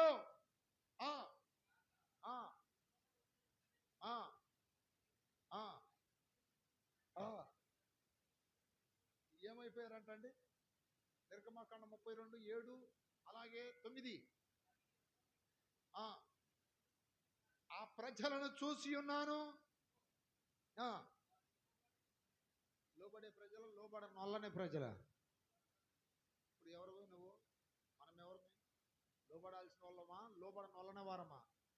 ఇప్పుడు బల్లారాధన తీసుకునే వాళ్ళు ఏం కావాలి? రెండోది ఏం కావాలి? లోబడాలి. చెబుతున్న వాక్యానికి లోబడాలి. అలాగే దేవుడు ఏర్పరచుకున్న సేవకులకు లోబడాలి. కొన్నిసార్లు సేవకులు ఏదని చెప్పారు, ఏంది ఆయన మాట వినేది, ఏంది ఆయన మాట వినేది? మీ మీద దైవజనులు దేవుడు ఒక కాపరిగా లెక్క చెప్పవలసిన వారి వల్ల మీ మీద ఉంచాడు. అందుకని వారికి లోబడాలి, దేవునికి లోబడాలి, వాక్యానికి లోబడాలి, ఆత్మ నడిపింపుకి లోబడాలి. లోబడకుండా అజ్ఞానం ఉండకూడదు. ఇప్పుడు ఆ లోబడిన వ్యక్తుల గురించి ఏం చెప్తున్నాడు? చెడిపోయిరి. ఏమయ్యారు? మనం చెడిపోయిన వాళ్ళమా? చెడిపోయి బాగుపడిన వాళ్ళమా? ఒకప్పుడు చెడిపోయి బాప్తిసం పొంది రక్షించబడి బాగుపడ్డాం, మళ్ళీ ఇప్పుడు చెడిపోవచ్చా? చెడిపోయారు అనే ఒక చెడ్డ పేరు కొంతమంది అంటారు. లేదంటే చెడిపోయినాడు అమ్మాయి అంటారు లేదా? ఆ అబ్బాయి చెడిపోయాడు. అలాగే దేవుడు మన గురించి చెడిపోయాడు అని పదం ఎప్పుడు వాడతాడు? ఎప్పుడు వాడతాడు? లోబడని వాళ్ళనప్పుడు. సేవకులు కూడా లోబడాలా. సేవకులు లోబడితేనే దేవుడికి లోబడినట్టు. దైవజనులు, ఒక సంఘానికి ఒక దైవజనులు నియమించినప్పుడు వారి మీద వ్యతిరేకంగా ఉండకూడదు, ద్వేషించకూడదు, అహంకారంగా బ్రతకూడదు. హల్లెలూయా. హెబ్రీయులకు రాసిన పత్రిక 13:17 వాక్యం చదవండి. మీ పైన నాయకులుగా ఉన్నవారు లెక్క చెప్పవలసిన వారి వలె మీ ఆత్మలనే కాయుచున్నారు గనుక వారు దుఃఖముతో ఆ పని చేసిన ఎడల మీకు నిష్ప్రయోజనము అంటాడు దేవుడు. దాని స్తోత్రం. చదవండి, ఎవరైనా చదవండి ఆ మాట. వాక్యం చెప్తున్న మాట ఏంటి? మీ పైన ఉన్న నాయకులుగా ఉన్నవారు లెక్క ఒప్పజెప్పవలసిన వారి వలె. ఆగండి, చూడండి. రేపు మీ అందరి గురించి ఏం చెప్పాలి? దైవజనుడు ఏం చెప్పాలి? పెద్ద బాధ్యత కాదా? బాధ్యత కాదా? ఏ ఆత్మ జారిపోయినా ఏ ఆత్మ వెనకబడిపోయినా, ఏ ఆత్మ కింద పడిపోయినా, ఏ ఆత్మ లోకంలో కలిసినా దైవజనుడు ఎంత వేదన చెందుతాడు. అందుకని వారు దుఃఖముతో మనల్ని కాయకుండా, దుఃఖముతో మనల్ని నడిపించకుండా ఉన్నట్లు వారి మాటకు మనం ఏం కావాలంటే మన తల్లిదండ్రులకి ఎట్లా పడాలో దైవజనులు కూడా ఏంటి ఇది సరిగి చెప్పిరా, చెప్పిన వాక్యం సరిగా ఉంటుంది. స్తోత్రం. మనల్ని బట్టి, పిల్లల్ని బట్టి తల్లిదండ్రులు సంతోషపడాలి. పిల్లల్ని బట్టి తల్లిదండ్రులు సంతోషపడాలి. స్తోత్రం. అలాగే విశ్వాసాన్ని బట్టి దైవజనుడు ఏం కావాలి? ఏ విశ్వాసిని బట్టి దైవజనుడు బాధపడతా ఉంటాడో ఆ ఇంటికి క్షేమం కలిగిద్ది అనుకుంటున్నారా? ఆ వ్యక్తికి క్షేమం ఉంటుందా? ఏ వ్యక్తిని బట్టి దైవజనుడు బాధపడుతుంటాడో ఆ వ్యక్తి ఎప్పుడు అభివృద్ధిలోకి రాడు. ఎందుకంటే తండ్రిని ఏడిపిస్తున్నాడు. దైవజనులు మన గురించి ఎప్పుడు బాధపడుతుంది. హల్లెలూయా. అందుకని లోబడాలి. లోబడని వాళ్ళని ప్రజలు అంటున్నాడు. ఏమైపోయారు వాళ్ళు? విడిపోయారు. అబ్రహాము లోబడ్డాడు. మూడోది, అబ్రహాము దేవుని నమ్మాడు. మూడోది ఏమయ్యాడండి? నమ్మాడు. యాకోబు పత్రిక, దేవుని స్తోత్రం జరుగునుగాక. యాకోబు పత్రికలో ఉంది చూడండి. అబ్రహాము దేవుని నమ్మాను, 2వ అధ్యాయం. హల్లెలూయా. 23వ వాక్యం. అబ్రహాము దేవుని నమ్మెను, అది అతనికి నీతిగా ఎంచబడెను. హల్లెలూయా. చూడండి, అబ్రహాము దేవుణ్ణి నమ్మాడు. మీరు ఎంతమంది దేవుణ్ణి నమ్మారు? గట్టిగా చెప్పండి. దేవుణ్ణి నమ్మటం అంటే ఏంటి? నిరీక్షణకు ఆధారం లేనప్పుడు అబ్రహాము దేవుణ్ణి నమ్మాడు. సంతానము లేదు, 75 ఏళ్ళు అయింది, నీకు సంతానం ఇస్తాను బయలుదేరి అన్నప్పుడు నమ్మే బయలుదేరాడు. ఈ రోజున దేవుని మీద నమ్మకం మనకు కావాలి, విశ్వాసం కావాలి. చిన్న చిన్న శ్రమలకి, శోధనలకి, ఇబ్బందులకి ఏదో అసలు దేవుడు ఉన్నాడా లేడా అన్న అనుమానాలు వస్తాయి కొంతమందికి. మనం ఎప్పుడు దేవుని నమ్ముతూనే ఉండాలి. యెహోవాను నమ్మువాడు ధన్యుడు. యెహోవాను నమ్మేవాడు శ్రమల్లో నమ్మాలి, బాధల్లో నమ్మాలి, కష్టాల్లో నమ్మాలి, ఇబ్బందుల్లో నమ్మాలి. ఎప్పుడు దేవుని నమ్ముతూనే ఉండాలి. ఎట్లా నమ్మాడు అబ్రహాము? ఎట్లా నమ్మాడు? రోమపత్రిక చదవండి. ఎట్లా నమ్మాడంటే మృతులను సజీవులుగా మార్చగలడు. హల్లెలూయా. 4వ అధ్యాయం 17వ వాక్యం. వాక్యం చెప్తుంది, తాను విశ్వసించిన దేవుని ఎదుట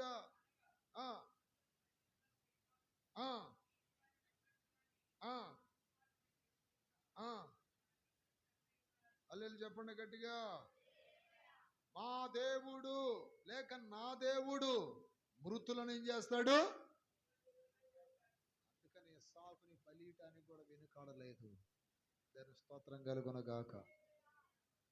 దేవుని నమ్మటం అంటే ఏదో అల్లా తప్పగా నమ్మానండి అని పై మాటలు కాదు. నమ్మకం అంటే నీ కుమారుని తీసుకొచ్చి నాకు బలర్పి అన్నాడు, దహన బలి. దేవుడు ఒకవేళ నా కుమారుని నేను బలర్పించిన తిరిగి బ్రతికించుటకైనా శక్తిమంతుడని నమ్మాడు. దేవుని స్తోత్రం. ఈ రోజున నా బిడ్డలారా, దేవునికి ఏది అర్పిస్తున్నా నువ్వు తిరిగి ఇస్తాడని నమ్ముతారా లేదా? నమ్మాలి. ఒక కానుకిచ్చినా, ప్రార్థన చేసినా, ఒక దశమ భాగాలు ఇచ్చినా, ఏది ఇచ్చినా దేవుడు నాకు అంతకంటే రెట్టింపు ఇస్తాడని ఒక నమ్మకం కావాలి. అబ్రహాము దేవుని నమ్మెను, అది అతనికి నీతిగా ఎంచబడెను. దేవుని స్తోత్రం కలుగునగాక. చెప్పండి గట్టిగా. వాక్యం చెప్తుంది, 18వ వాక్యం, నీ సంతానం ఇలాగూ ఉండునని చెప్పిన దాన్ని బట్టి తాను అనేక జనములకు తండ్రి అగునట్లు నిరీక్షణకు ఆధారం లేనప్పుడు నిరీక్షణ కలిగి నమ్మాడు. చూడండి, నమ్మటం అంటే ఎట్లా నమ్మాడు? నిరీక్షణ కలిగి. నిరీక్షణ అంటే ఏంటి? ఒక రైతు పొలముల విత్తనాలు చల్లి పంట కొరకు నిరీక్షిస్తుంటాడు. ఎగ్జామ్ రాసిన ఒక విద్యార్థి రిజల్ట్స్ కొరకు నిరీక్షిస్తుంటాడు. హల్లెలూయా. గర్భం ధరించిన ఒక తల్లి బిడ్డ కొరకు నిరీక్షిస్తూ ఉంటుంది. భక్తి చేస్తున్నాం మనం, పరలోకం కొరకు ఏం చేయాలి? నిరీక్షించాలి. ఇదే నిరీక్షణ శుభప్రదమైన ఈ నిరీక్షణ మనల్ని సిగ్గుపరచదు. హల్లెలూయా. ఆ ప్రభు వస్తున్నాడు, మేఘారూఢుడై వస్తున్నాడు, మమ్మల్ని ఎత్తుకొని పోతాడు. హల్లెలూయా. ఈ శ్రమలు ఆయన ఇచ్చే మహిమ ఎదుట ఎన్న తగినవి కాదు. ఈ నిందలు, అవమానాలు, కష్టాలు, కన్నీరు నమ్మాలి మనం దేవుణ్ణి. అలాంటి నిరీక్షణతో మనం బ్రతకాలి. దేవుని స్తోత్రం కలుగును గాక. అలాగే అబ్రహాం ఎవరో తెలుసా? అబ్రహాం ఎవరో తెలుసా? దేవుని చిత్తము చేయవాడు. ఆదికాండం 22వ అధ్యాయం 1వ వాక్యం చదవండి. చివరి మాట 22వ అధ్యాయం 1వ వాక్యం. వాక్యం చెప్తుంది, ఒక దినాన దేవుడు అబ్రహామును దర్శించి అంటున్నాడు, ఆ ఆ ఆ ఆ ఆ ఆ ఆ ఆ ఆ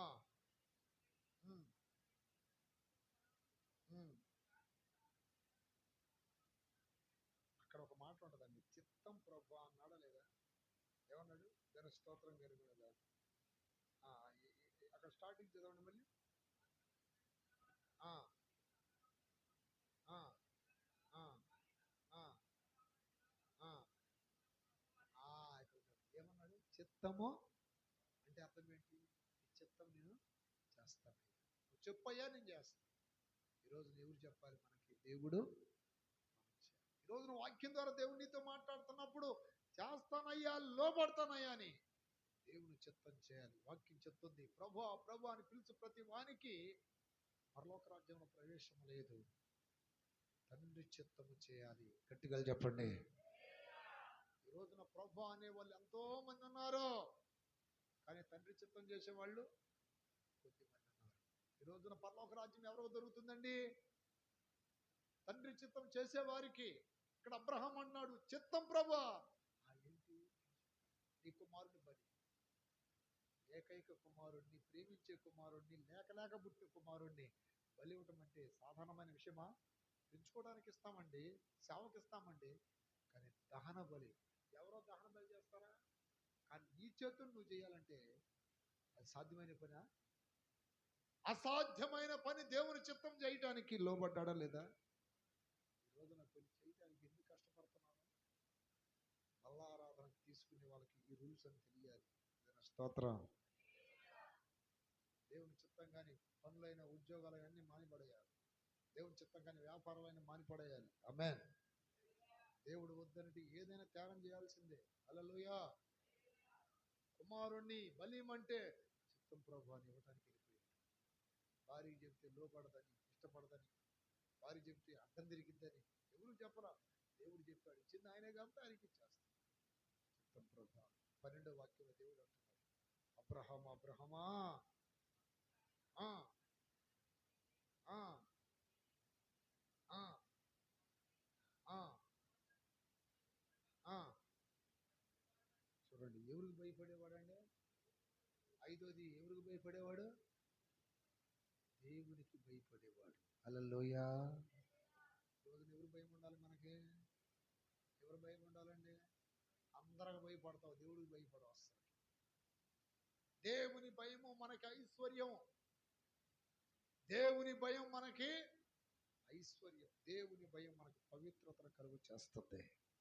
యోసేపు దేవుని భయం ఉంది కాబట్టే ఒక స్త్రీ పాపం చేయమని కోరుకున్న లోపడలేదు. ఈరోజు బాప్తిసం పొందిన యవనస్తులారా, అక్కడక్కడ మీరు ఉంటున్నారు, ఉద్యోగ స్థలాల్లో, కాలేజీలలో జాగ్రత్త. యవన జీవితానికి మచ్చబడకూడదు. పాపం అనే ఆ మురికి టచ్ అవ్వకుండా పవిత్రంగా బ్రతకాలి. దేవుని భయముతో పరిశుద్ధతను సంపూర్తి చేసుకోవాలి. దేవుని స్తోత్రం. ఎక్కడ జారిపోవద్దు, కూలిపోవద్దు, ఎక్కడ దొర్లిపోకూడదు. ఈ అమూల్యమైన రక్షణ కోల్పోవద్దు. ఎందుకంటే పాపము చాలా చాలా చాలా అట్రాక్షన్ అవుతుంది మనకి. దేవుని స్తోత్రం. చేసే పాపం క్షణాలు, దానికి కలిగే శిక్షత రాదు. అందుకని పాపములకు దూరంగా పారిపోవాలి.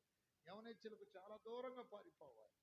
దైవ భయం ఉన్నటువంటి యోసేపు ఒప్పుకోలేదంట. డోంట్ పాపాన్ని ఒప్పుకోకూడదు. ఒప్పుకోలేదంట. దైవ భయం ఉంది. ఇప్పుడు అబ్రహాం కూడా ఏముందండి, బల్లారాధన తీసుకున్న వాళ్ళకి దైవ భయాలు ఉండాలి. బల్లారాధన బాప్తిసం పొందిన పొద్దు వచ్చారండి, ఎక్కడంటే అక్కడ తిరుగుతావు, ఎచ్చలవిడిగా ఎట్టంటే అక్కడ బ్రతుకుతావా? ఎట్టంటే అక్కడ బ్రతుకుతావు. ఏదంటే అది గడ్డిది, పశువులు తిన్నట్టు తింటారా? పాంబరాకులు, కైని, ఆకొక్కలు, నేను స్తోత్రం. అడ్డదిడ్డాలు సహవాసాలు చేస్తారా? ఎంత జాగ్రత్త బ్రతకాలి. నేను దేవునికి భయపడేవాడిని అన్నాడు యోసేపు 42:18 ఆదికాండం. ఏమన్నాడు? దేవునికి భయపడేవాడిని. దేవుడేగా నీకు జీవితం ఇచ్చింది, దేవుడేగా నీకు చదువు ఇచ్చింది, దేవుడేగా ఉద్యోగం ఇచ్చింది, దేవుడేగా నిన్ను హెచ్చించింది. దైవ భయం లేకుండా నీకున్న ఉద్యోగాన్ని బట్టి, చదువును బట్టి, డబ్బును బట్టి అహంకారంగా ప్రవర్తించావా, భవిష్యత్తు నువ్వు చేతులారా పాటు చేసుకుంటావు. యోసేపు ఏమంటున్నాడు? 3వ దినమున ఎవరికి భయపడేవాడను? దేవునికి భయపడేవాడను. 39:7 ఆదికాండం 39:7. ఎక్కడ ఏమంటున్నాడు తెలుసా? పాపం చేయమని ఒక స్త్రీ ప్రేరేపిస్తుంది.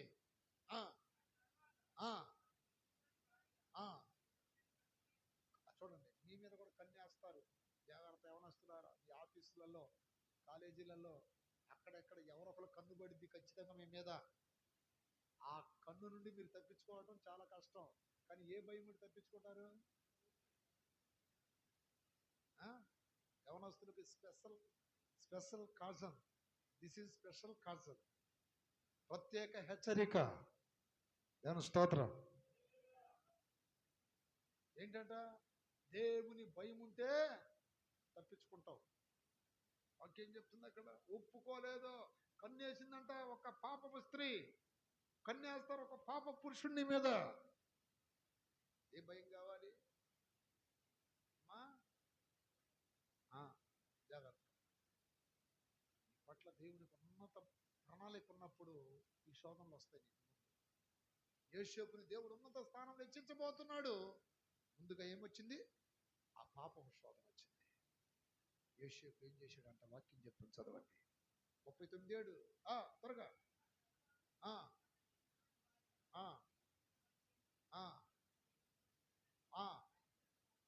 ఒప్పుకోలేదు. ఏం చేయలేదండి? ఒప్పుకోలేదు. ఒప్పుకుంటే చాలా లాభాలు ఉండే, కానీ ఈ మనుషుల పాపపు లాభాలు ఇష్టపడ్డా? దేవుడిచ్చే లాభాలు చాలా అనుకున్నాడు. పాపపు లాభాలు చాలా ఉంటాయి.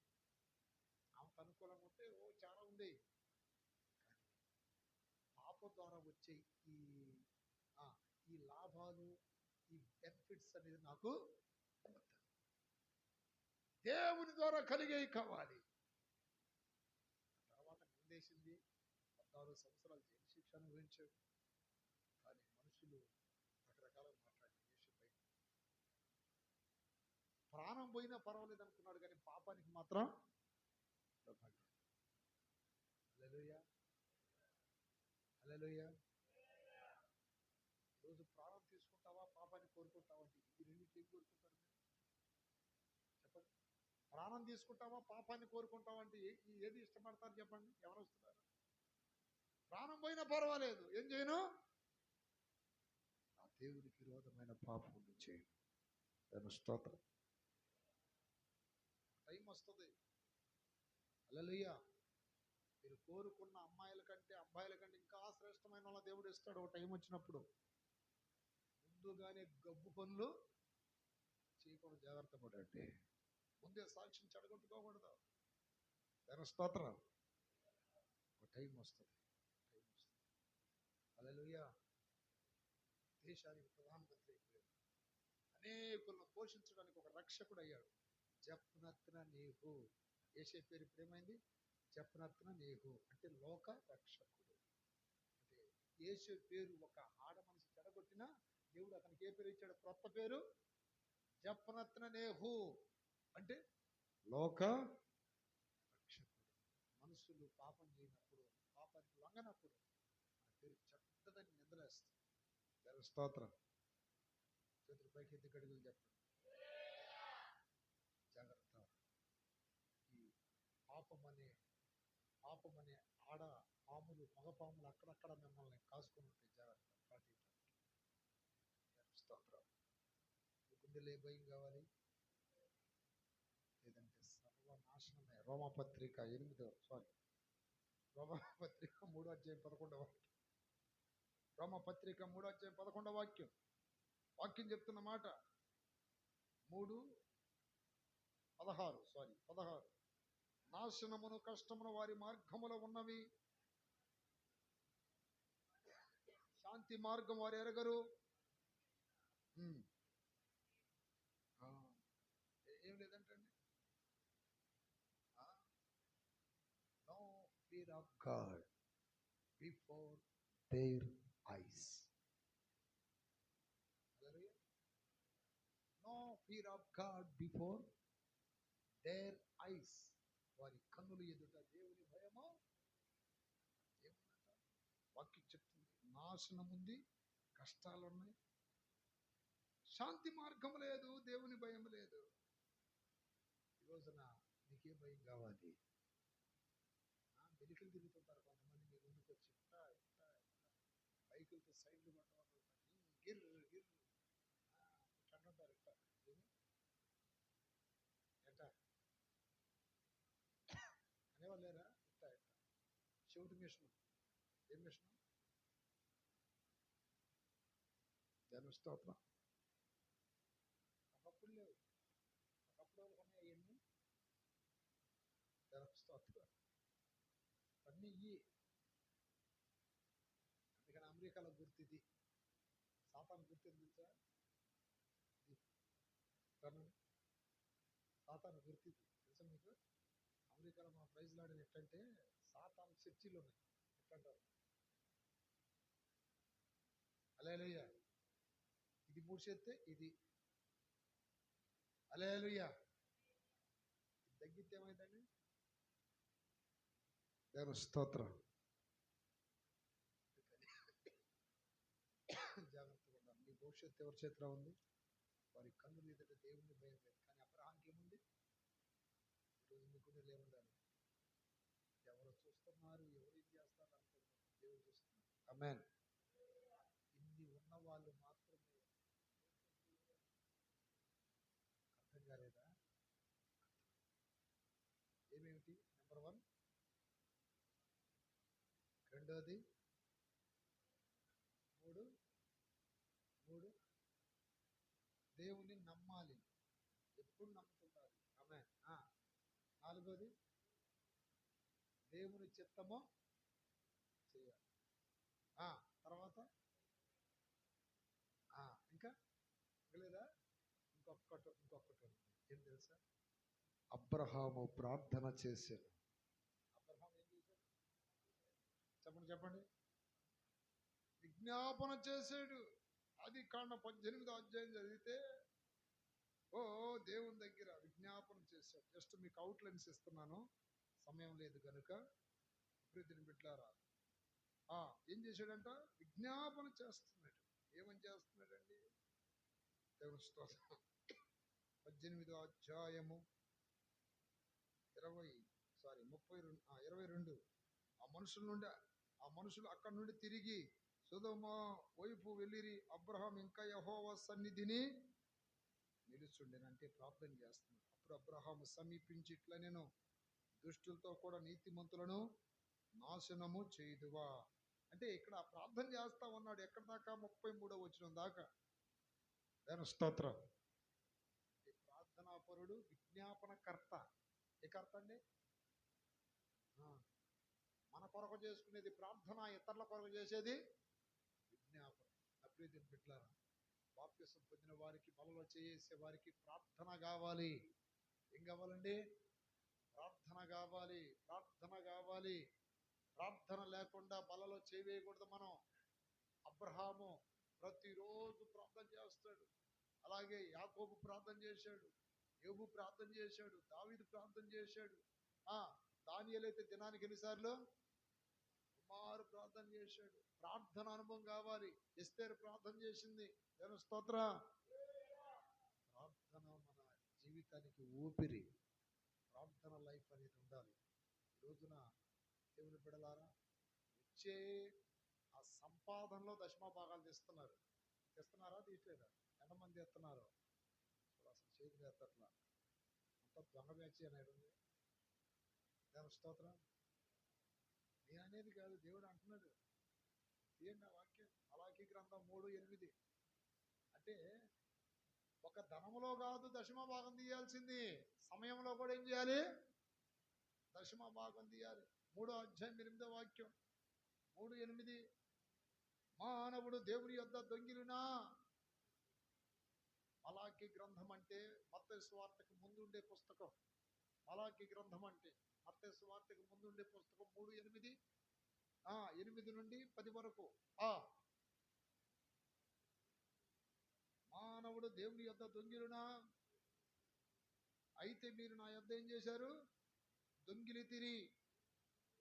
దేని విషయంలో మేము దొంగిలితమని మీరందరూ 10వ భాగమును ప్రతిష్టార్పణలను ఈయక దొంగిలితిరి. ఇటు చూడండి అమ్మా, ఇటు చూడండి. ఇది చాలా ప్రాముఖ్యం. అన్నయ్య అయిపోతే ఏమైంది? కొద్దిగా సర్దుకో అన్నయ్య. నేను సర్దుకుంటా, దేవుడు సర్దుకో. దేవుడు చాలా సెన్సిటివ్. స్తోత్రం. దేవుడు సర్దుకుంటాడా? దశమ భాగం జీవనం ఏమన్నాడండి? మానవుడు ఎవరు అమ్మితే బాగున్నది. మార్కం ఏంట్రా ఒకసారి. స్తోత్రం.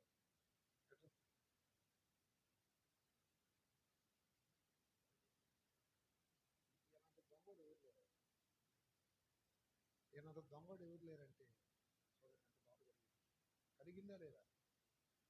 అక్కడ అంటున్నాడు అన్నమాట, నేను మంచివాడు. నేను స్తోత్రం.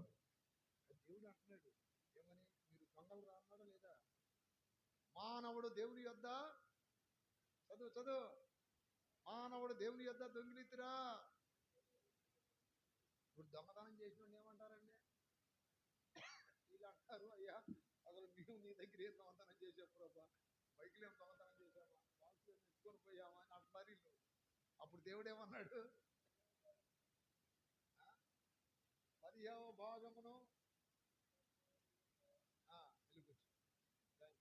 స్తోత్రం.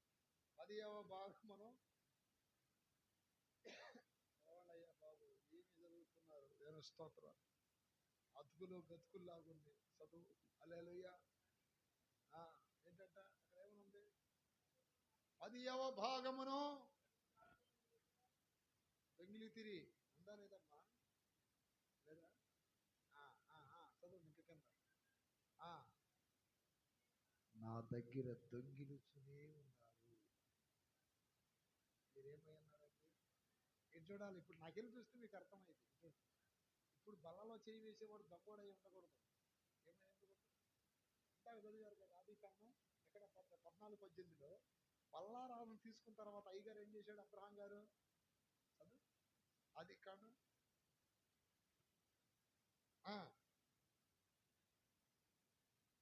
దేవుని స్తోత్రం.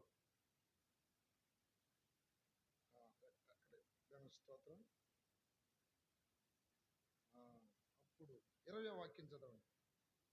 పైన 18వ వాక్యంలో పల్లారాధన తీసుకున్నాడు కదా. పల్లారాధన. మరియు షాలేం రాజు అయిన మెల్కీసెదెకు రొట్టెను ద్రాక్ష రసము తీసుకుని వచ్చాను అంటే ఎవరికి ఇచ్చాడు? అబ్రహాంకి ఇచ్చాడు. 20వ వాక్యములో నీ శత్రువులను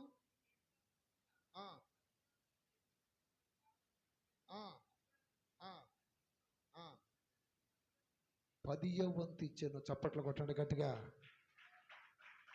హల్లెలూయా. ఇచ్చాడా లేదా? అంటే బల్లారాధన పైన తీసుకున్నాడు 18వ వాక్యంలో. 20వ వాక్యానికి వచ్చానికి ఏం చేశాడు? అన్నిట్లో ఇచ్చేసాడు. ఈరోజు బల్లారాధన తీసుకునేవాళ్ళు తప్పక ఏం చేయాలి? అక్కడేమన్నాడు? మలాకీ గ్రంథంలో వీరందరూ దొంగలు. దొంగలు. దొంగల ఇళ్లలోకి ఏమొస్తుంది? శాపం అనే పుస్తకం వస్తుందంట. మీ దగ్గర పుస్తకాలు ఉన్నాయా? దొంగల ఇళ్లలోకి ఏమొస్తుంది? జకర్యా గ్రంథం చదవండి. దాని స్తోత్రం. హల్లెలూయా. మీకు ఒక సంపూర్ణమైన ఉపదేశం చెప్తున్నా ఈరోజు. కొంచెం సమయం ఎక్కువైనా ఏమీ మీరు అభ్యంతర పడకూడదని మనవి. దాని స్తోత్రం. 5వ అధ్యాయంలో రాయబడిందండి. హల్లెలూయా. ఆ ఆ ఆ ఏ ఇళ్ళంటండి? 5వ అధ్యాయం 4. అది ఎక్కడండి? దొంగల ఇళ్లలోను ఆ ఆ ఆ ఆ ఆ నాశనము చేయును. ఏంటది? ఈ 2వ వాక్యం. నీకేమి కనబడుచున్నదని అతన్ని అడగగా, ఆ నిడివియు 10 మూరల వెడల్పు గల ఎగిరిపో పుస్తకం ఒకటి నాకు కనబడుచున్నదంటిని. అందుకు అతడు నాతో ఇట్లనెను, ఇది భూమి ఎంతటి మీదకి బయలువెళ్ళు శాపమే. చూశారు? దొంగల ఇళ్లలోకి వస్తుంది. ఈరోజు మీ ఇంటికి శాపం రావాలా, ఆశీర్వాదం రావాలా? మీరు ఎట్లుండాలి? దొంగతనం చేయకూడదు. దేవుని స్తోత్రం. సమయంలో ఇస్తున్నారా? సమయంలో ఇస్తున్నారా? ధనంలో ఇవ్వచ్చు తేలిగ్గా, సమయంలో ఇవ్వటమే కష్టం. ఒక్కరోజు మనకి ఎన్ని గంటలు ఇస్తున్నారు దేవుడు? దశమ భాగం తీసుకెళ్తారు 2 గంటల 40 నిమిషాలు. ఎన్ని గంటలు? ఇంకొక 20 నిమిషాలు గడుపుతారు. ఎన్ని? కనీసం దినానికి 3 గంటలు గడపాలి. అర్థమవుతుందా? దినానికి ఎన్ని గంటలు గడపాలి దేవుడితో? అది దశమ భాగం అంటే. డ్యూటీ 8 గంటలు చేస్తుంది, చేయట్లేదా? పడుకోవడానికి 8 గంటలు, డ్యూటీ 8 గంటలు, పడుకోవటం 8 గంటలు, తినటం గంట, తినటానికి మళ్ళీ 3 గంటలు, ఉదయం 1 గంట, మధ్యాహ్నం 1 గంట, సాయంత్రం 1 గంట. హల్లెలూయా.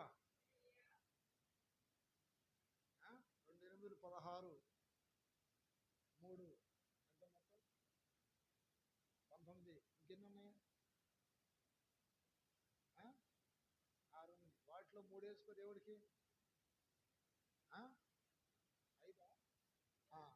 3 దేవునికి, 2 కుటుంబానికి. 2 ఏంటి?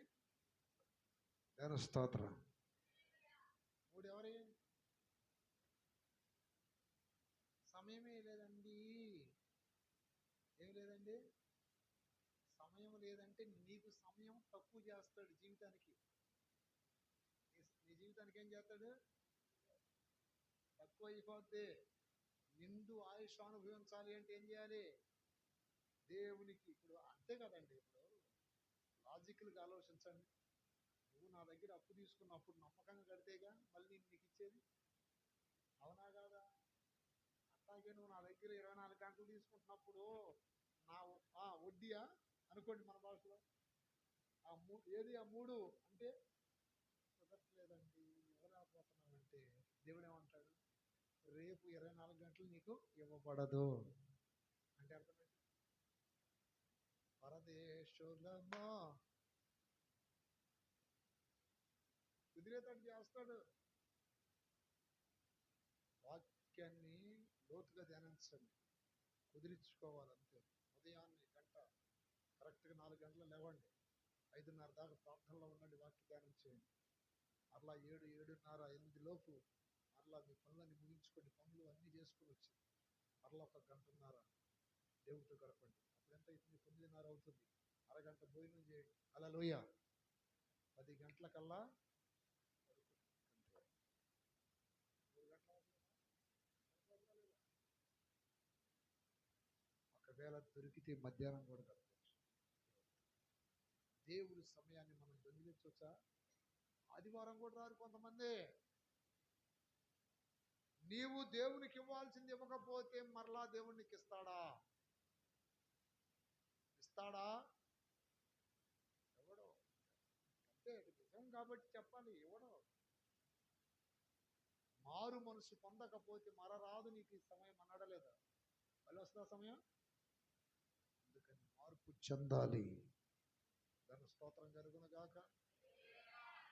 దేవుడు మనకిచ్చే ప్రతి దానిలో ఈ దొంగతనం కలిగిన ఉన్నవాడికి దేవుని రాజ్యం లేదు. కొరింథీయులకు రాసిన పత్రిక, కొరింథీయులకు రాసిన మొదటి పత్రిక 6వ అధ్యాయం 9వ వాక్యం చదవండి. 6:9 హల్లెలూయా.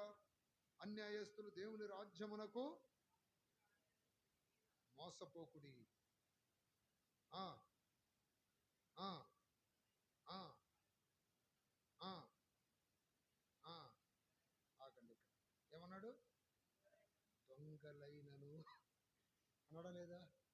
ఉందా లేదా? దొంగలైనను, లోభులైనను, త్రాగుబోతులైనను, దోచుకునేవారైనను. ఇప్పుడు దేవుని సొమ్ము దోచుకునేవారు దేవుని రాజ్యమునకు పరలోకము నాదిలే. ఆ పాట పాడచ్చు వాళ్ళు. నరకాగ్ని కూడా నాదిలే. దేవునికి దశమభాగం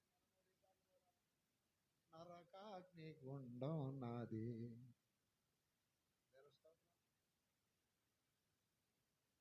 నేను నిజం మిమ్మల్ని అడుగుతున్నా, యథార్థంగా బ్రతకమని. నేను స్తోత్రం. సమయంలోనే దేవునికి దశమభాగం ఇవ్వకపోతే, ధనములో దేవునికి దశమభాగం ఇవ్వకపోతే నీ జీవితం ఇస్తున్నావన్న దానికి రుజువుందా? మరి కొంతమంది నా చేసుకుంటున్నా కాసేపు అన్నం తినేటప్పుడు ప్లేట్ పెట్టుకొని సౌతం ఏసయ్యా నీ స్తోత్రం, నాకు ఆత్రం కాదు కదా, నీ స్తోత్రం నాకు ఆత్రం కదా. ఆ తర్వాత ఒక ఆయన అడావుడి అన్నయ్య పుట్టు పెట్టుకుని ప్రార్థన చేయాలి. ప్రార్థన చేసామంటే భార్య అంటాం, ఏం చేస్తాడు ప్రార్థన పట్టుకున్నాను స్తోత్రం. ఆత్రం అందుకే ఆడ తిని వచ్చాడు తెలుసా? బాప్తిసం ముందు అటు చూసాడు, అక్కడ గుళ్ళు పెడుతున్నారు. గుళ్ళు స్తోత్రం స్తోత్రం. ఇచ్చిన వాడికి అడగటానికి ఏముంటది? హక్కు ఉంటుంది, ఉంటదా? బ్యాంకులో మన డబ్బులు ఇస్తే హక్కు ఉంటుందా లేదా? ఇందుకు నా డబ్బులు అంటారు లేదా? ఇదంటారు చూడు, ఎవరు సొమ్ము అది, ఎవరు తాత సొమ్ము అడగట్లా. దేవుడికి ఎవరు పోతే మనకు అడిగేస్తుంటా. దేవుడు అంటాడు, ఎవరు స్తోత్రం. దొంగలకి, దోచుకునే వారికి పరలోక రాజ్యం ఉందా? ఎంత భక్తి చేసినా దొంగలుగా దేవుని రాజ్యం. శాపగ్రస్తులందరూ యేసయ్య కుడివైపు ఉండలేదు, ఎడమవైపు. అంటే శపించబడిన వారులారా. మత్తయి సువార్త 21:40. అంటే ఇప్పుడు దశమభాగం ఉన్న వాళ్ళందరూ శపించబడినట్టేగా. ఆ శపించబడ్డ వాళ్ళు ఎడిపోతున్నారు. నేను స్తోత్రం కలుగునగాక. చూసి ఎవరంటండి? శపింపబడిన వారులారా.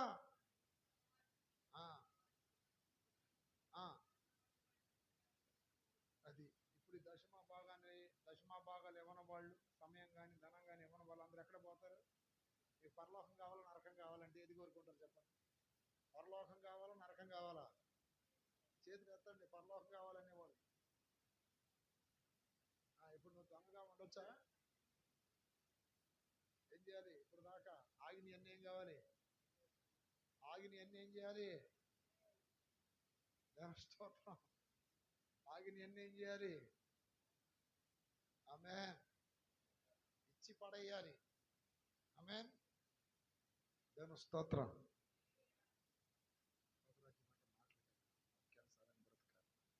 ఇవన్నీ చేసేవారు మాత్రమే బల్లారాధనకి అర్హులు. కొరింథీయులకు రాసిన చివరి వాక్యము, చివరి మాట.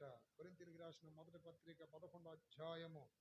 ఎవడైనను అయోగ్యముగా పుచ్చుకొనిన ఎడల, బల్లారాన్ని తీసుకునేటప్పుడు అంట 11:28 చదవండి. 27 కూడా 27 కూడా తినును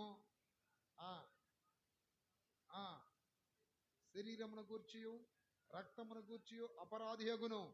కాబట్టి ప్రతి మనుషుడు తన్ను తాను పరీక్షించుకొనవలెను. అలాగూ చేసి ఆ రొట్టెను తిని ఆ పాత్రలోనిది త్రాగవలెను. ప్రభు శరీరం అని వివేశింపగా తిని త్రాగువాడు తనకు శిక్షావిధి కలుగుడికి తిని త్రాగుచున్నాడు. ఇందువలననే మీలో అనేకులు బలహీనులను రోగులై ఉన్నారు. అంటే అర్థం ఏంటి? నిద్రించుతున్నారంటే వెళ్ళిపోతున్నారని. దాని స్తోత్రం. ఎంతమందికి అర్థమైంది ఈ వాక్యం చెప్పండి? అయోగ్యముగా తీసుకోవచ్చా బల్లారాధన? తీసుకోవచ్చా? మీకు అర్థమైంది కంప్లీట్గా? ప్రశ్న పడండి. స్తోత్రం. ప్రియ దేని పెట్టారా, మీకు వాక్యపు వెలుగులో అన్నీ చూపించారు. ఇక మీరు సరైన మార్గంలోకి రావాలని మీరు తీర్మానం చేసుకోండి. అబ్రహాము దేవునితో ఏం చేశాడు? అబ్రహాము దేవునికి లోబడ్డాడు. అబ్రహాము దేవుని నమ్మాడు. అబ్రహాము దేవుని చిత్తం, దేవునికి భయపడ్డాడు. దేవుని సన్నిధిలో ప్రార్థన చేశాడు. దేవునికి 10వ వంతు ఇచ్చాడు. ఈరోజు నా ప్రియమైన బిడ్డల పళ్ళలో చేవేస్తున్న మీరు ఎలాంటి పరిస్థితిలో ఉన్నారు? ఒకసారి ప్రార్థించు. స్తోత్రం స్తోత్రం స్తోత్రం స్తోత్రం స్తోత్రం స్తోత్రం చేయాలి. ప్రార్థన చేయాలి. హల్లెలూయా హల్లెలూయా హల్లెలూయా హల్లెలూయా ఆమేన్. తండ్రి నీకు స్తోత్రాలు. యోగ్యమైన మనసు మాకు కావాలి. అర్హమైన మనసు మాకు కావాలి ప్రభు. అయోగ్యముగా మేము ఆయన నీ యొక్క శరీరమును తినకూడదు. నీ రక్తములోనిది త్రాగకూడదు నాయన. నీ రక్తముగా మార్చబడిన ద్రాక్షరసం త్రాగకూడదు. యోగ్యమైన మనసు కావాలి ప్రభు. యోగ్యమైన మనసు కావాలి. స్తోత్రం స్తోత్రం స్తోత్రం స్తోత్రం స్తోత్రం స్తోత్రం. హల్లెలూయా హల్లెలూయా హల్లెలూయా హల్లెలూయా.